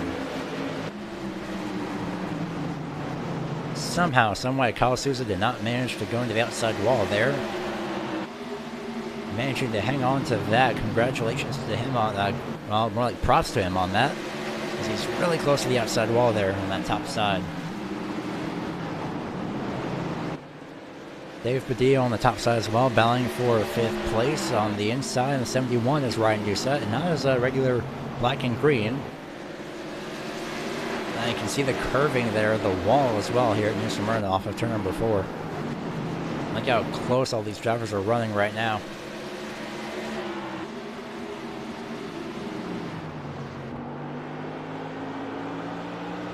On board the back bumper of Kyle Souza. He's managed to have great luck in these past couple of races previously in the night. Side-by-side battle now for position at number 9, as on the top side is going to be the 69 of Derek Robinson. So he'll get by. Now it's going to be Junior Harville, and oh goodness gracious. This is not going to end well if somehow he can hang on to it. Robinson does manage to hang on to it. It's going to be falling back a couple of positions as he got loose off of turn number 2 there for a few moments.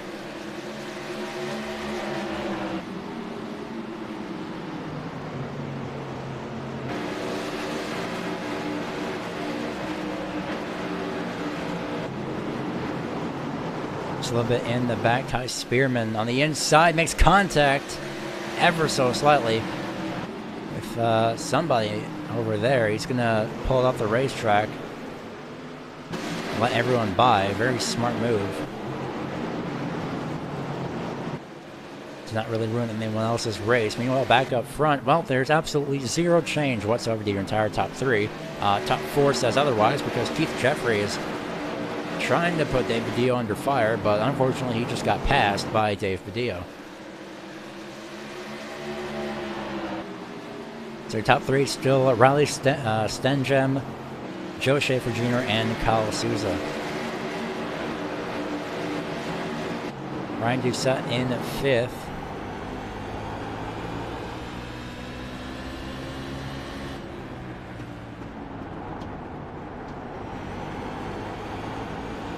You see how close Doucette is to that back bumper. Somebody's on the low side there. Not sure if that was previously entered car. Yeah, it was. It's the number 30. Meanwhile, for the lead, side-by-side battle as Schaefer was trying to look to the inside. He got to the inside. Can he keep it there? He can't. 39 laps to go at the start-finish line.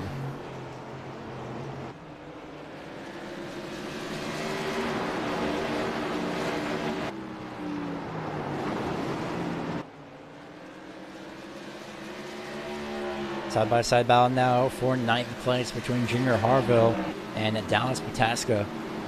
This is battle for the 9th place position, and currently scored in that 9th place position was Pataska as he slid up ever so slightly, somehow managing to hang on to it. Still a close battle between Schaefer and Stenjem. Souza and Badillo may be going at it here for 3rd in a few moments if Badillo can make a move in that number 16.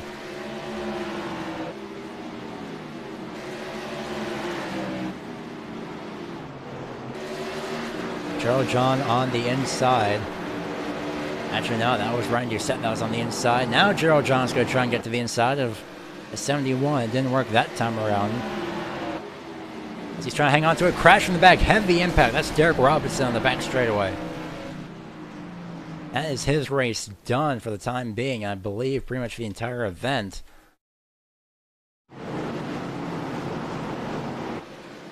It barely caught it, just coming off turn number 2. A little bit of help as well. I believe that was from the 83 of Adam Jocelyn. More than likely unintentional. So there wasn't really anything. Yeah, you could see how loose the 69 gets, and then down to the inside, hard shot into the inside wall.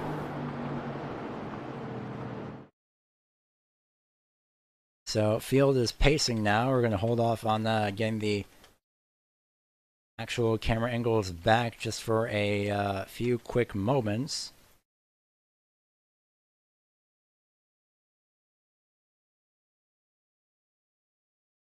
And we will now return back to the actual camera feed. Once again, few camera errors. Everything is now working 100% properly.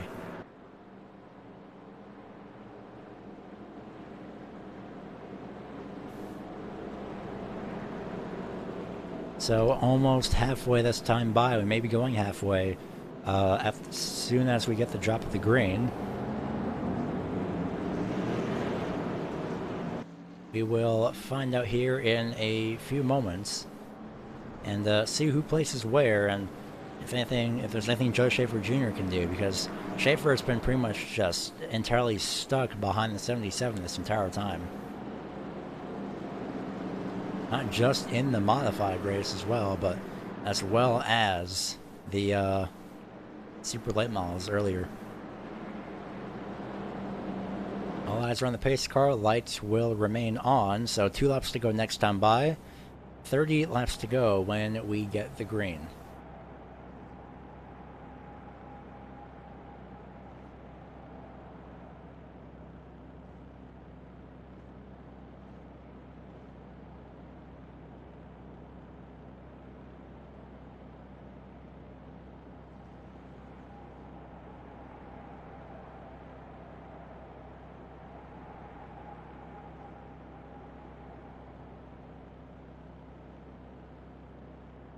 Lights are out this time by at the start-finish line, and we'll be going back green.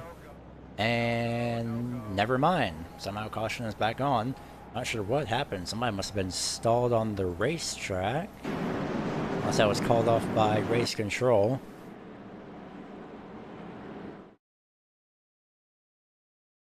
Actually, yeah, somebody was stalled on the racetrack. Apologies for that quick cutaway.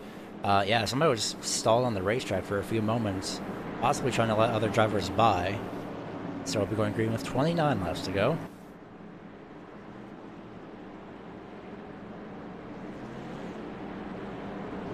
As we will still have a 10-car invert from the from this race. So the top 10 from this race inverted, just like the super late models. And they'll be placed in the top 10 for the second race.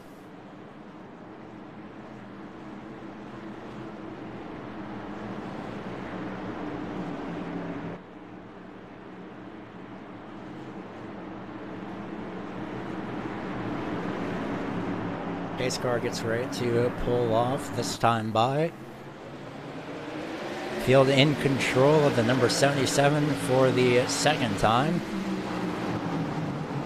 David Dio and Kyle Souza battling side by side for third place already this early on. Somehow Souza manages to stick to the inside and stay there. A little bit loose off the corner. In the background there was the number 23, I believe. I'll get a number on that eventually. That was actually the number 19 of Glenn Pressel III.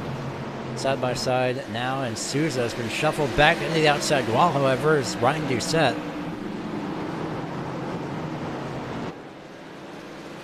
And Souza is also loose off turn number 2, which is just complete chaos here in these first few laps, and that's just everyone trying to get sorted out. Oh, speaking of which, caution, huge crash in turns 3 and 4. 23 up over on his roof. This is essentially the big one here at New Smyrna. 14 of Chris Forrester involved in that. Pretty much about 5 or 6 drivers entirely involved. This had all started in front with the 44, I believe. Well, I get a confirmation on that. Yeah, it's the 44 of Gerald John and 23 Patasco. They made contact. Going down to the inside. Not sure from that camera angle whether it was both trying to go for the same thing. That catch fence got the 23 in the field, however, or on the racetrack. Definitely getting a chopper camera angle from this.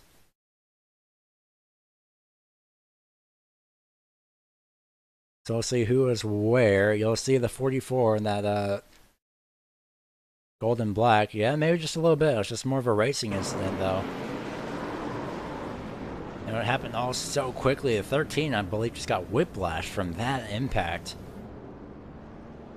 Because Samuel Roush is pretty much done for the race.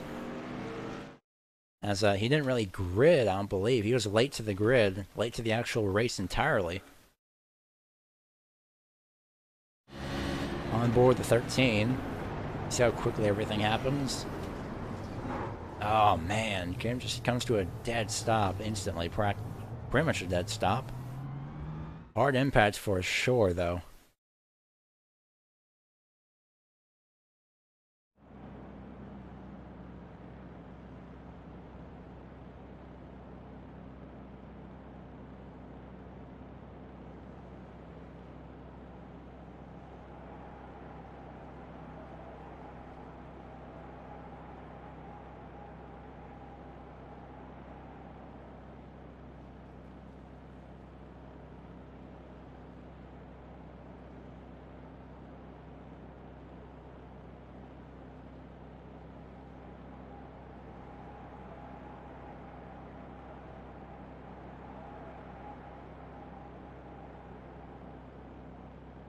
So this time by, pace car lights should be off this time around. And we'll be going green with 21 laps to go. Nearing the end of the night, nearing the end of the twin runs for this race as well. Field set to single file by race control. More than likely, will it be that for the remainder of the event, just like the last, just like the Super Late Model Series? Well, green flag is back out. We are underway once again. 77 of Stenjem back in the lead. And he has been in the lead again ever since this race had started.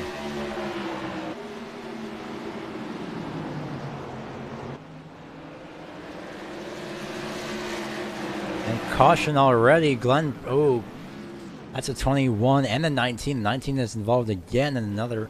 Actually, no, 19 was never involved in the past incident, but unfortunately, though, he is involved in this one.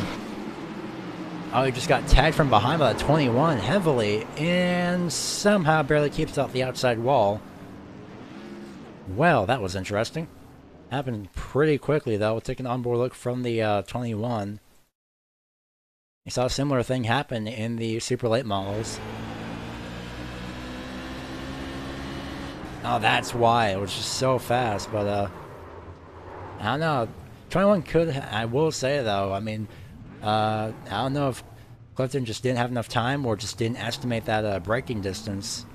Underestimate, I should say.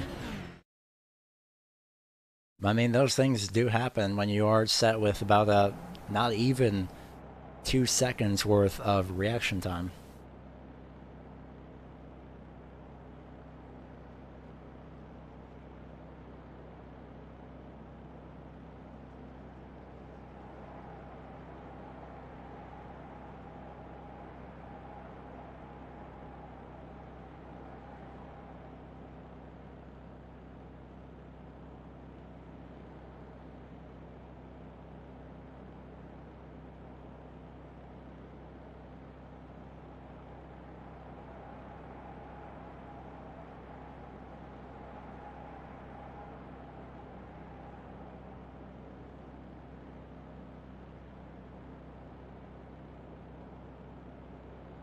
So pace car lights will remain on with 17 laps to go this time around. 16. No, I actually was correct. 15 laps to go when we go back green.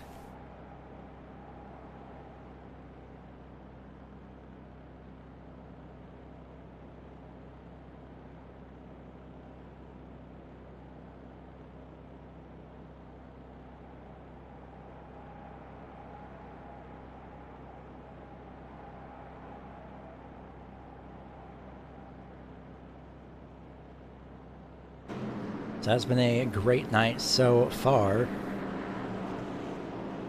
My voice slightly disagrees, but we're still powering through this. And just like Stenjem, he is powering through this entire race. Just tonight alone, within 2 races, 120 laps. So basically 240 laps total just in this one night for Riley, back-to-back essentially, for pretty much most of these drivers that have made it to this point in the race, or this point in the night. Green flag is back out, and we are underway. And look at Dave Badillo already on the back bumper of the number 6. And here comes Doucette down to the inside. It's not going to work, however, for the time being, because, well, it's not enough momentum at the time, but Doucette is not going to give up on that top 3 rather. Keith Jeffrey's just been hanging out here in 5th place.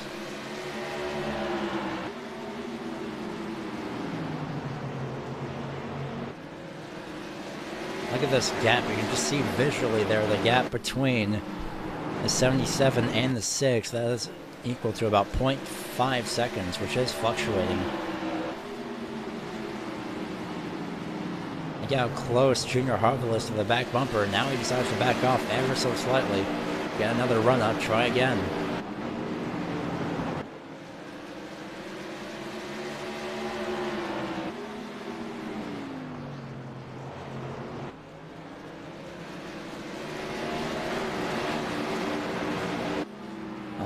Laps to go for the 77. Can he win essentially back-to-back? He's done it before, he can do it again. Joe Schaefer Jr. has been put second almost quite literally twice. 10 laps to go, this time by.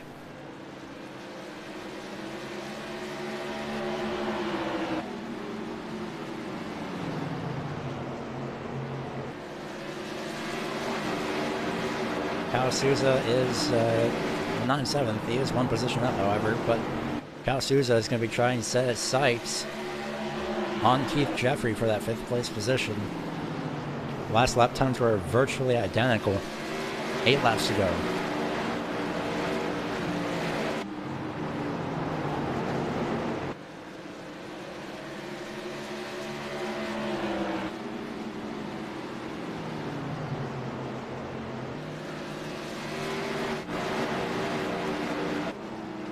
So as for the top 10, well, Glenn Pressel, the 3rd, is going to be trying to set his sights on Adam Jocelyn, who checks up, trying to avoid Chris Canfield, who gets loose off turn number 2.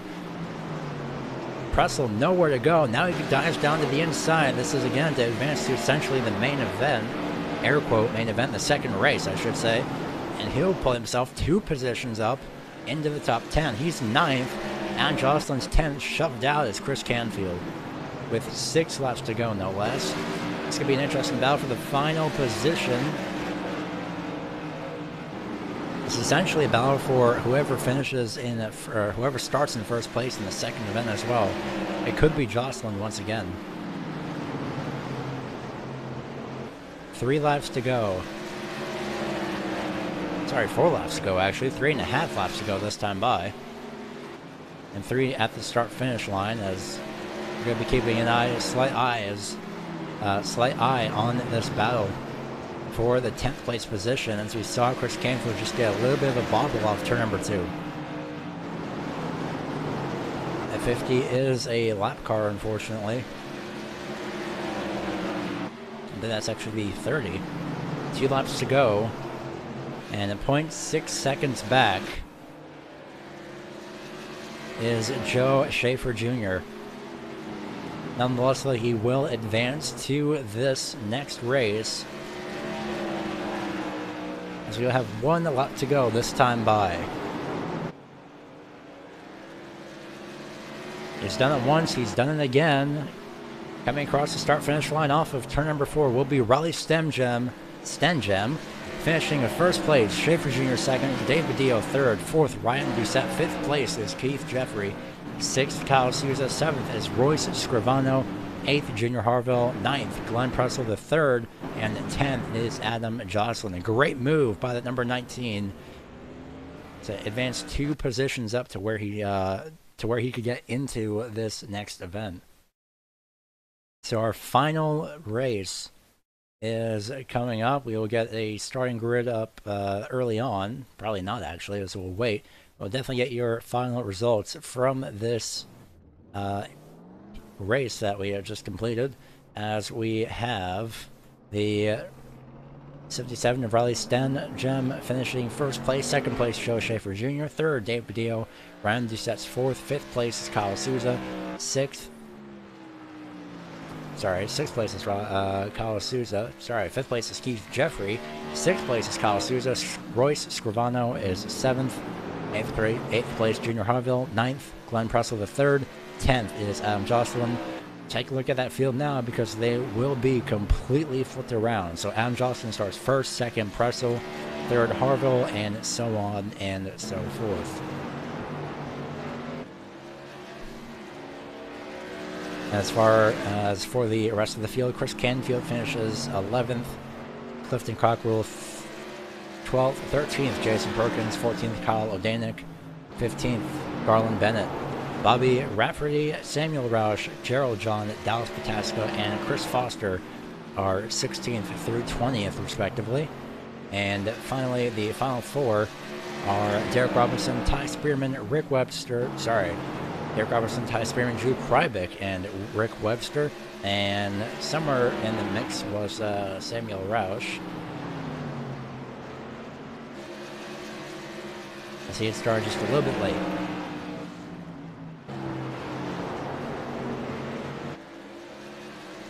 Well, just going to take a little bit of a break really quick. This is the East-West World Series presented by not only the Smyrna Racing Association, but EastWest Promotions and the T&T Family Investments.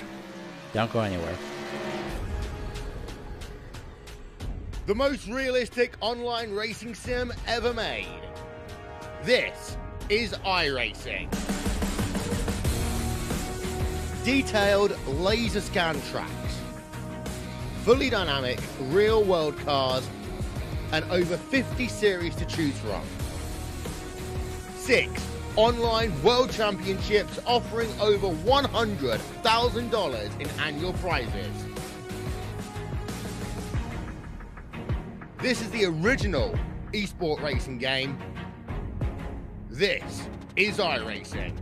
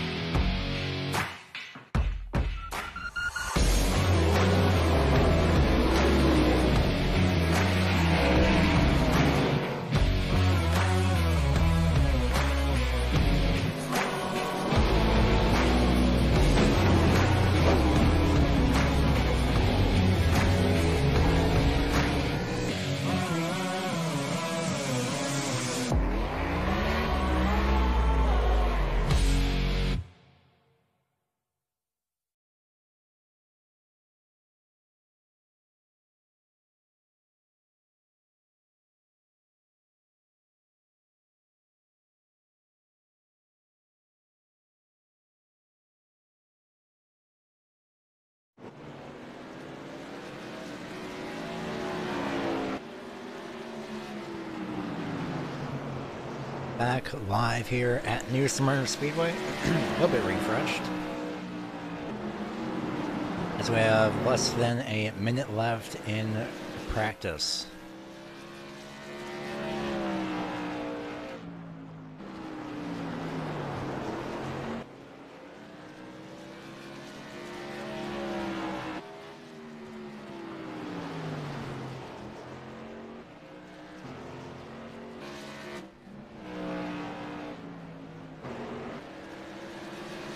Let's bring up the top 3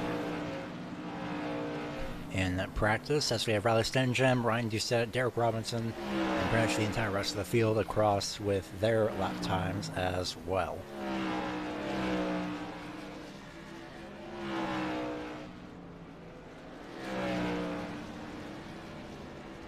So as this practice session wraps up, it'll be going green in a few moments' time with the final 60-lap event for the night. As far as the final 60 lap event for the week, well, that ends tomorrow night. Or I believe both races, actually. But other than that, your starting grid consists of your pole sitter, the number 83 of Adam Jocelyn. Second place will be Glenn Pressel III, starting up in second place. Third place will be third place will be Junior Harville. Fourth place holds the 76 of Royce Scrivano. Rounding out the top 5 is Kyle Souza. Keith Jeffrey in the 88 starts in 6th. 7th place is Ryan Doucette. 8th place, Dave Badillo. 9th place is going to be Joe Schaefer Jr. And rounding out the top 10 is Riley Stenjem. Chris Canfield starts in 11th. 12th place is going to be Clifton Cockrell. 13th, Jason Perkins. 14th, Kyle Odanik. 15th is going to be Garland Bennett. Bobby Rafferty starts in 16th place. 17th place holds Samuel Roush. Gerald John and to his outside. Dallas Pataska. Actually, Gerald John didn't even grid. Dallas Pataska supposed to grid 19th. He does not grid. Chris Forrester starts in 20th. 21st, it's going to be Derek Robinson. 22nd, Ty Spearman. 23rd, Drew Krybeck. And 24th, running at 24 car field, is Rick Webster. So drivers that did not grid, apparently Junior Harville all of a sudden, Bobby Rafferty, Gerald John, Dallas Pataska, and Ty Spearman, they did not grid. They'll at least be starting late, under an estimate at least, under my estimate.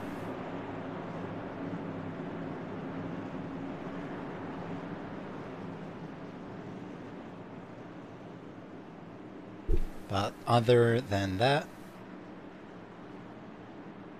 we'll be going green here in a few moments for the final 60 lap event of the night, the final race of the night as well. Pace car gets ready to pull off into pit road, and we will be going green for this event. Another 60 laps, another race essentially. This is going to be quite interesting, as already we're about 3 and 4 wide. 3 wide quite literally off turn number 2. And they're almost going to make contact. That's the 88, the 16, and the 6.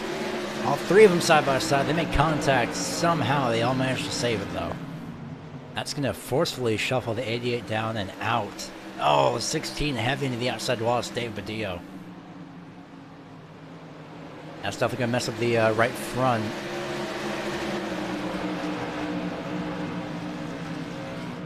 But other than that, everything should be fine for that 16.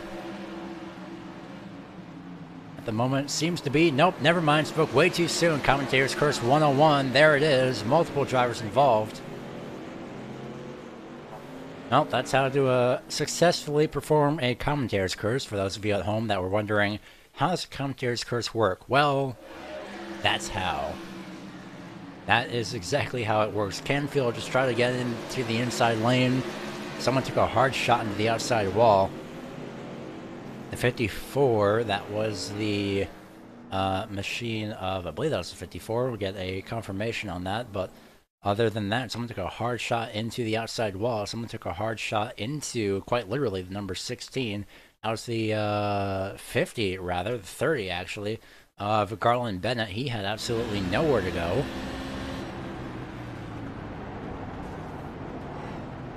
He had it for a second. Oh, he got some help from behind, too. He got tagged from behind. As far as the driver that got sent into the outside wall, I believe that couldn't have been the 77. So apologies for the momentary no screen as we're searching around for, and more bad luck as it looks to be the 69 of Derek Robinson. Yeah, tried to avoid it, just moved up just a little bit too far for his liking, as well as the liking for his car.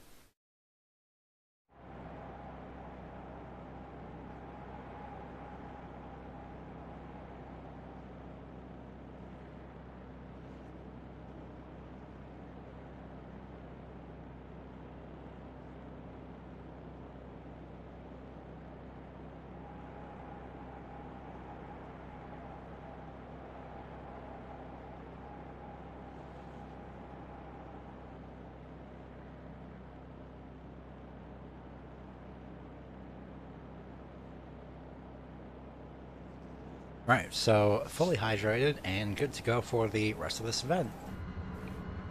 Jocelyn is definitely ready to go, though.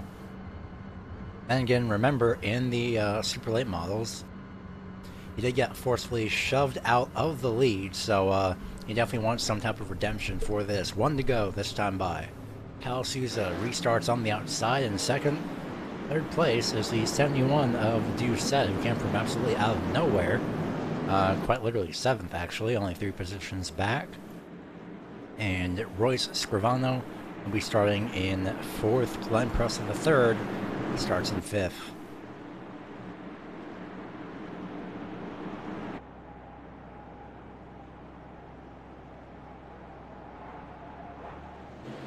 Down and away, green flag. Adam Jocelyn takes the field down into turn number 1. And Doucette immediately trying to go for the inside lane. Trying to go for 3rd place. 2nd place, I should say.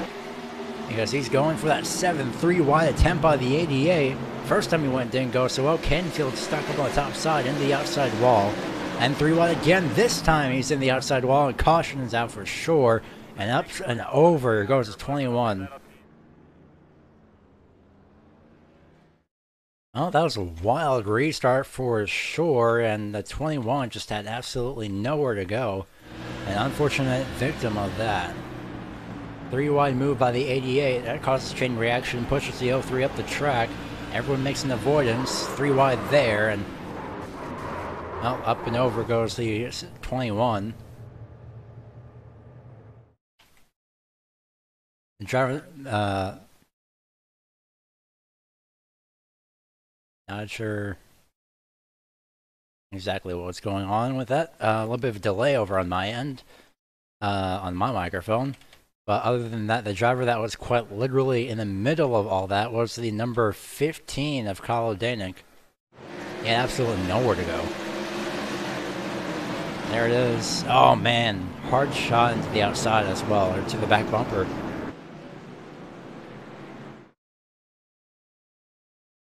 So lights are still on the pace car. As for the time being, we will have just under 50 laps to go this time around.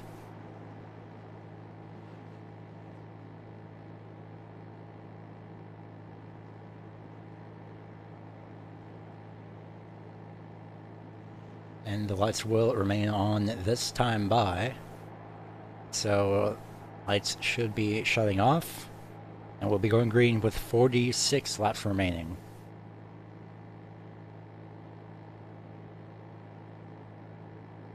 I may be thinking about that incorrectly, but no, that is 46 laps left remaining. For those of you that are interested in watching the rest of this, though, there is about 3 more nights of this. So this could be quite an interesting other 3 nights. Lights in the pace car remain on, so an even 45 laps to go next time around. 2 laps from now, I should say, when we go back to the green. Tomorrow night we do have this as at least a similar event again. Essentially night number 3, which will be the Tour Modifieds taken to the this track once again in the late afternoon for their secondary Twin 60s. And then the Super Late models will take to the track for 75 laps for 1 race and 1 race only at night after the Tour Modifieds. Thursday, 60 laps in the Super Late models, and then Tour Modifieds take to the track for 125 laps. And then Friday night for the final finale, for the final races, I should say, Tour Modifieds 60 laps once again, and Super Late models will take to the track for 125 laps. As well as a B main just before, so it's definitely going to be a very interesting Friday night.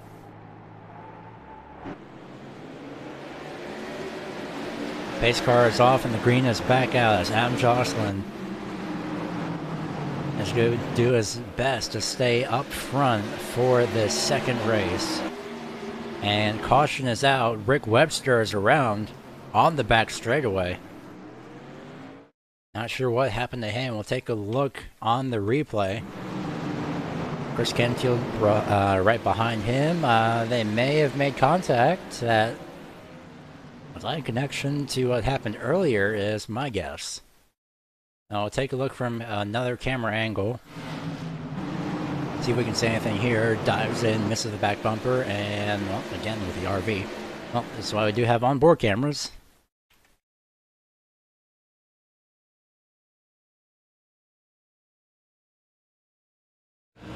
So we'll see. Got on the apron just a little bit. That's the 18 that got on the apron. Rick Webster got on the apron, lost grip, decided to slow up just ever so slightly, and well, next thing you know, he's around.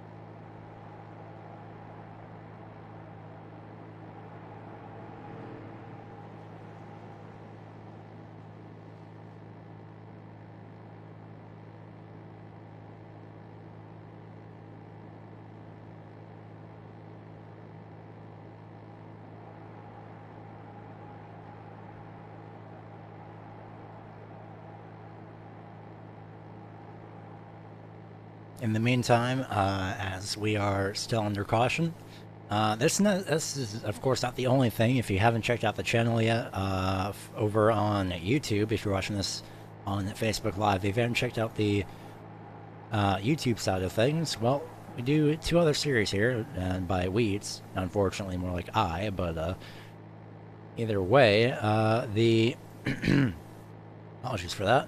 The My Gen Racing Truck series, usual Sunday series, when we've been with them for quite some time now, actually. And do the Charlotte Roval for their next race on Sunday at 1:55 p.m. Eastern Time. And, well, they have a pretty interesting battle going on for the lead. Ian Cornish is points leader, and, well, anyone is still up for grabs, essentially, for at least second place. And meanwhile, for Kansas Speedway Monday, that night directly after, is going to be the Red Light Scrambler Series on Monday at about 6 p.m. Eastern Time. But until then, we have about 3 more races left of exciting action here, presented by, again, EastWest, EastWest Promotions, SARA, and TNT Family Investments. Single file restarts are now under effect as per race control.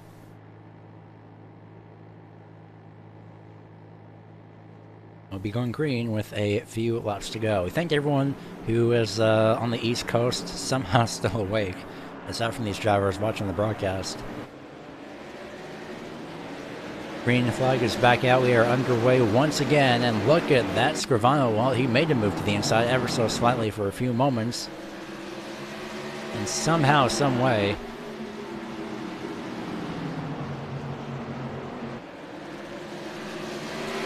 still over in 4th place as Doucette had held on to 1st place. Look at Keith Jeffrey. He got loose entering the corner as well. That's going to cause the door to be open for Joe Schaefer Jr. He's going to move up to the top 5 here in a few moments. If he can get by that 88. Oh, really loose off the corner. Oh my goodness.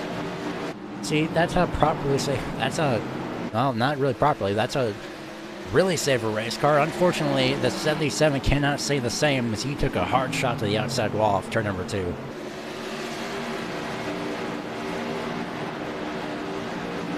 And somehow throughout all of this, Kyle Souza has made his way up to the back bumper of Adam Jocelyn. Side-by-side battle for 4th as Keith Jeffrey gets around Scrivano.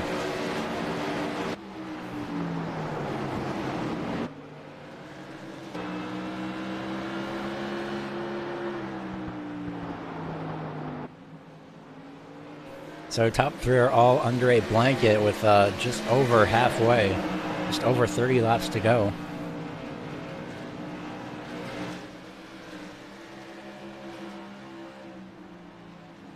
Seven of Souza in 2nd, 3rd is Doucette. Lurking if anything happens. Speaking of things happening, well, Scrivano tried to make a move to the inside off turn number 4. Couldn't get it done there, unfortunately, but he is hanging on to that top 5. As for 2nd place, however, Ryan Doucette is on the inside, and He's trying to get at least alongside Souza. He did for a few moments. He just couldn't keep that momentum underneath that number 7 machine.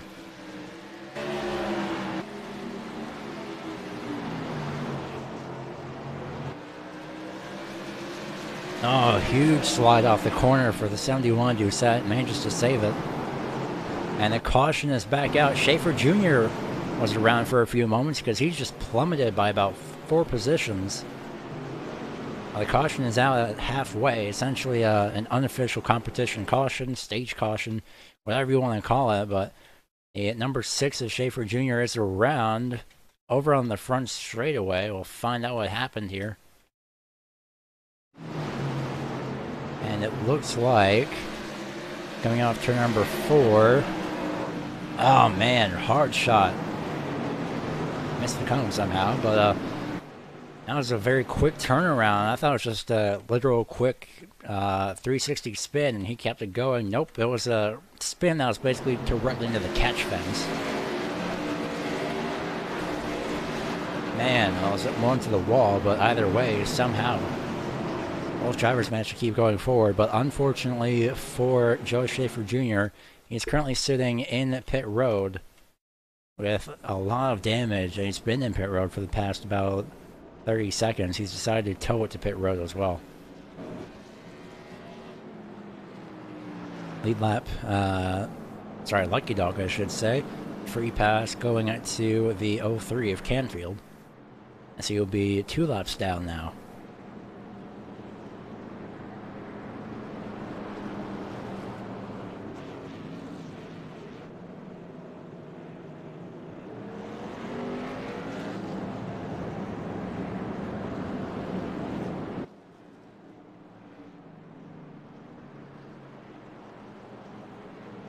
Laps are quickly winding down here. Somehow, surprisingly, just under 10 minutes remaining as projected by the timing screen over in ATVO. These laps definitely go by quick. Somehow, these laps went by so quick to the point where it's over 2 hours into the stream as well, into the broadcast. And it shows how much endurance these drivers have, especially on ovals. Sure, there is a Daytona 500, but well, then again, there is a Daytona 500 actually, but you don't really break in the 500. So either way, it is oval endurance, and it is impressive nonetheless. And we think those of you that are still sticking around, even though it is pretty late over in some areas.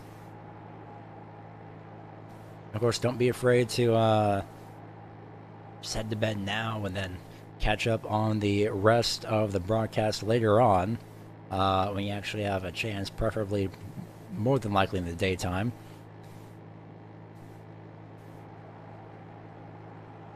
But if you're going to stay through to the end of this, if you've been in this broadcast since the beginning of it, well, props to you, and thank you for your major dedication to that, because that takes a lot of effort to do.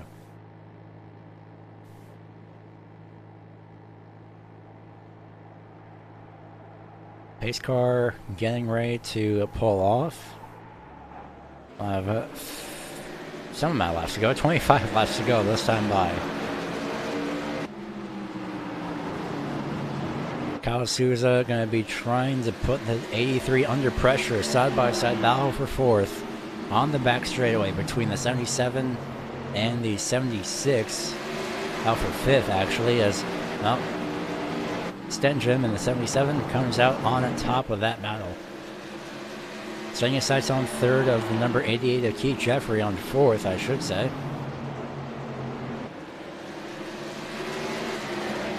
He's trying to find some type of a line around, top side, low side, whatever he can get. He's got the low side tags of the 88. They both get tagged, and huge contact as the 88 is up on his side. Caution is out, more drivers involved.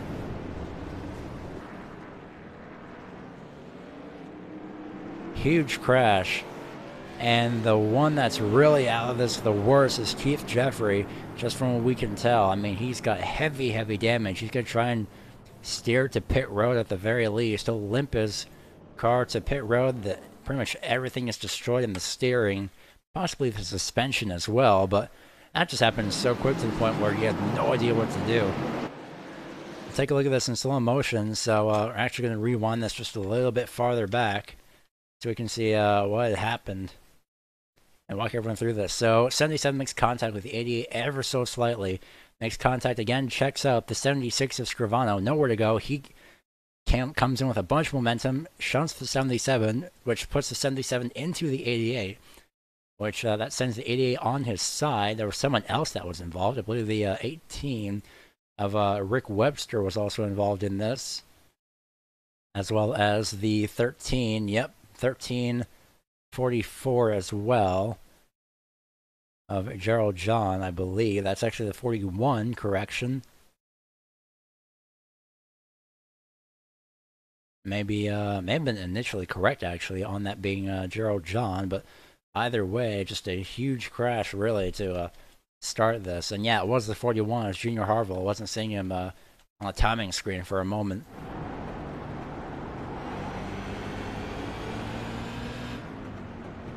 And you can see the front end just completely move downwards as he's hard on the brakes.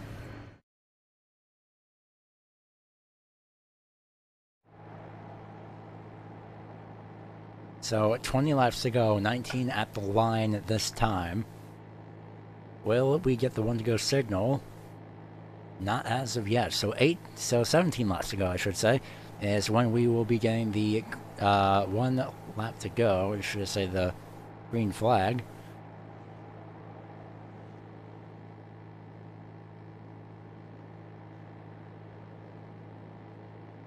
And then we will be done with racing for tonight. As again, 3 more races to look forward to. Well, not even 3 more races, 3 more broadcasts, I should say, on Wednesday, Thursday, and Friday of this event as well.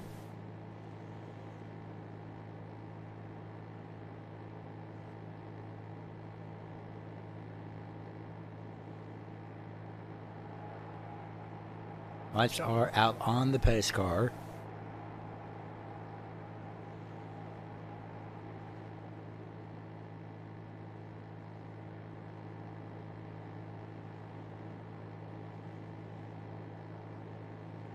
Single file restart in control of the field is going to be the number 83 of Adam Jocelyn. Green flag is out as Jocelyn is down and away. Ryan Doucette is almost under fire. The 77 of Stengham was really on top of that back bumper. And now those two are going to be bouncing side by side. Saw some sparks fly from the 77 off of turn number 4 there as he hits the outside wall. But right now, top 3 battle for the lead. Question is, who's going to make the move first? Is Doucette going to make the move for second and then for the lead, or is Doucette going to let Kyle Souza do all the work for first place?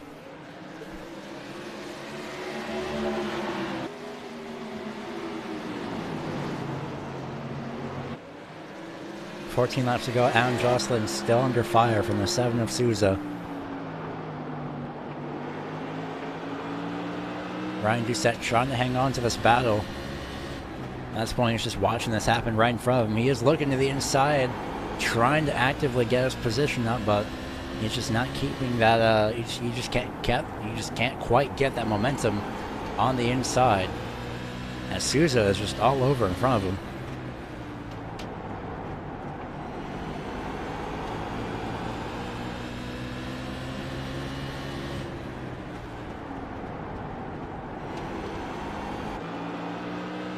Who's joined the lead lap battle party, should I say the lead party. That is Stengham, somehow after not rear-ending somehow in the main restart. Somehow Stengham has made his way back up. Look at Souza down to the inside, finally for the lead. He'll make it off turn number 2. Will he get the lead at the line off turn number 4, however, because our leader, the 83, has been in the lead for 49 laps. There's his 50th lap. All laps have been led so far by Jocelyn, and he's just been saved by the caution.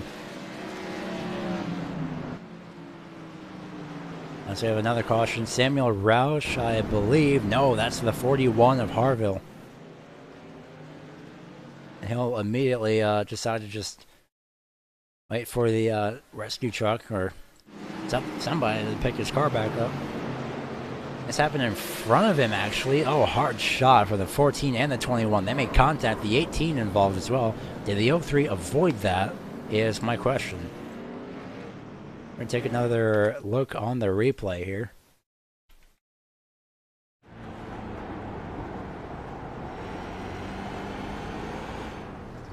Somehow he manages to avoid that. Great heads-up driving. And all the drivers in front that had made contact, well, that was Chris Forrester in the 14, the 21, the 12 of Drew Krybick, and possibly the 15 of Kyle Odanik. Yeah, the 15 of Odanik barely comes up into the 14 of Forrester, into the 12 of Krybick, and that just causes a large chain reaction. So the rest of this race is going to be set. It's going to be decided by, I should say. It's going to be decided by a few laps of a shootout. Who's going to come on top of that shootout is the question, because Souza had just barely made a move to the inside on that restart.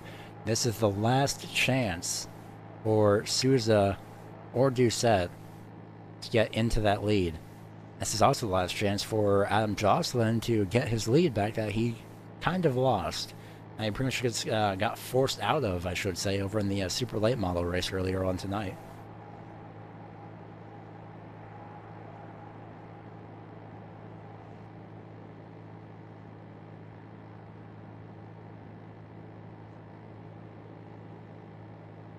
So pace car lights will remain on this time. So we will be going green with a 4-lap shootout. Well, this is going to be interesting, everyone. This is going to be quite interesting. It's going to be a nail biter, because this is going to be a very close finish. It's going to be an interesting finish, I should say. Souza again made a move to the inside, tried to make it happen. He almost had it. Now, the caution came out just when he was about half a car length behind Adam Jocelyn. Or should I say half a car length beside Adam Jocelyn? Just the advantage was to that 83. Caution lights are out. 4 laps to go when we get to the green. Oh boy.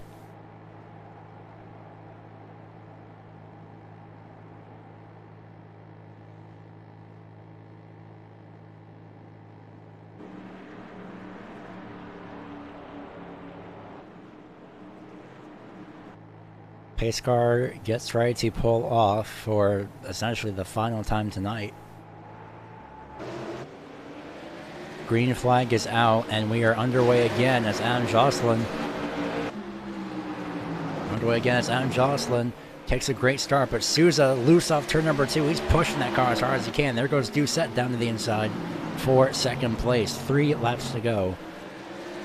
As laps are quickly winding down this time by. Riley Stenstrom also back up in this top 4 battle for the lead. Can Jocelyn hang on to this? He has 2 more laps to do so at the start-finish line. Past the start-finish line, 2 laps. Souza trying to somehow find a way to get in front, or at least alongside that number 83. Takes a little bit of a wide exit. He's going to try the top side this time around. It's not going to work. Final lap this time by. Jocelyn protecting the top side in turn 2. Will Souza make a move? He makes a move to the outside. This could be it. Side by side. Not going to happen. Side by side for second, as Adam Jocelyn wins the Tour Mods for this second race. Congratulations to the 83 of Adam Jocelyn on that win. We'll get an interview with him and the previous race winner as well in a few moments.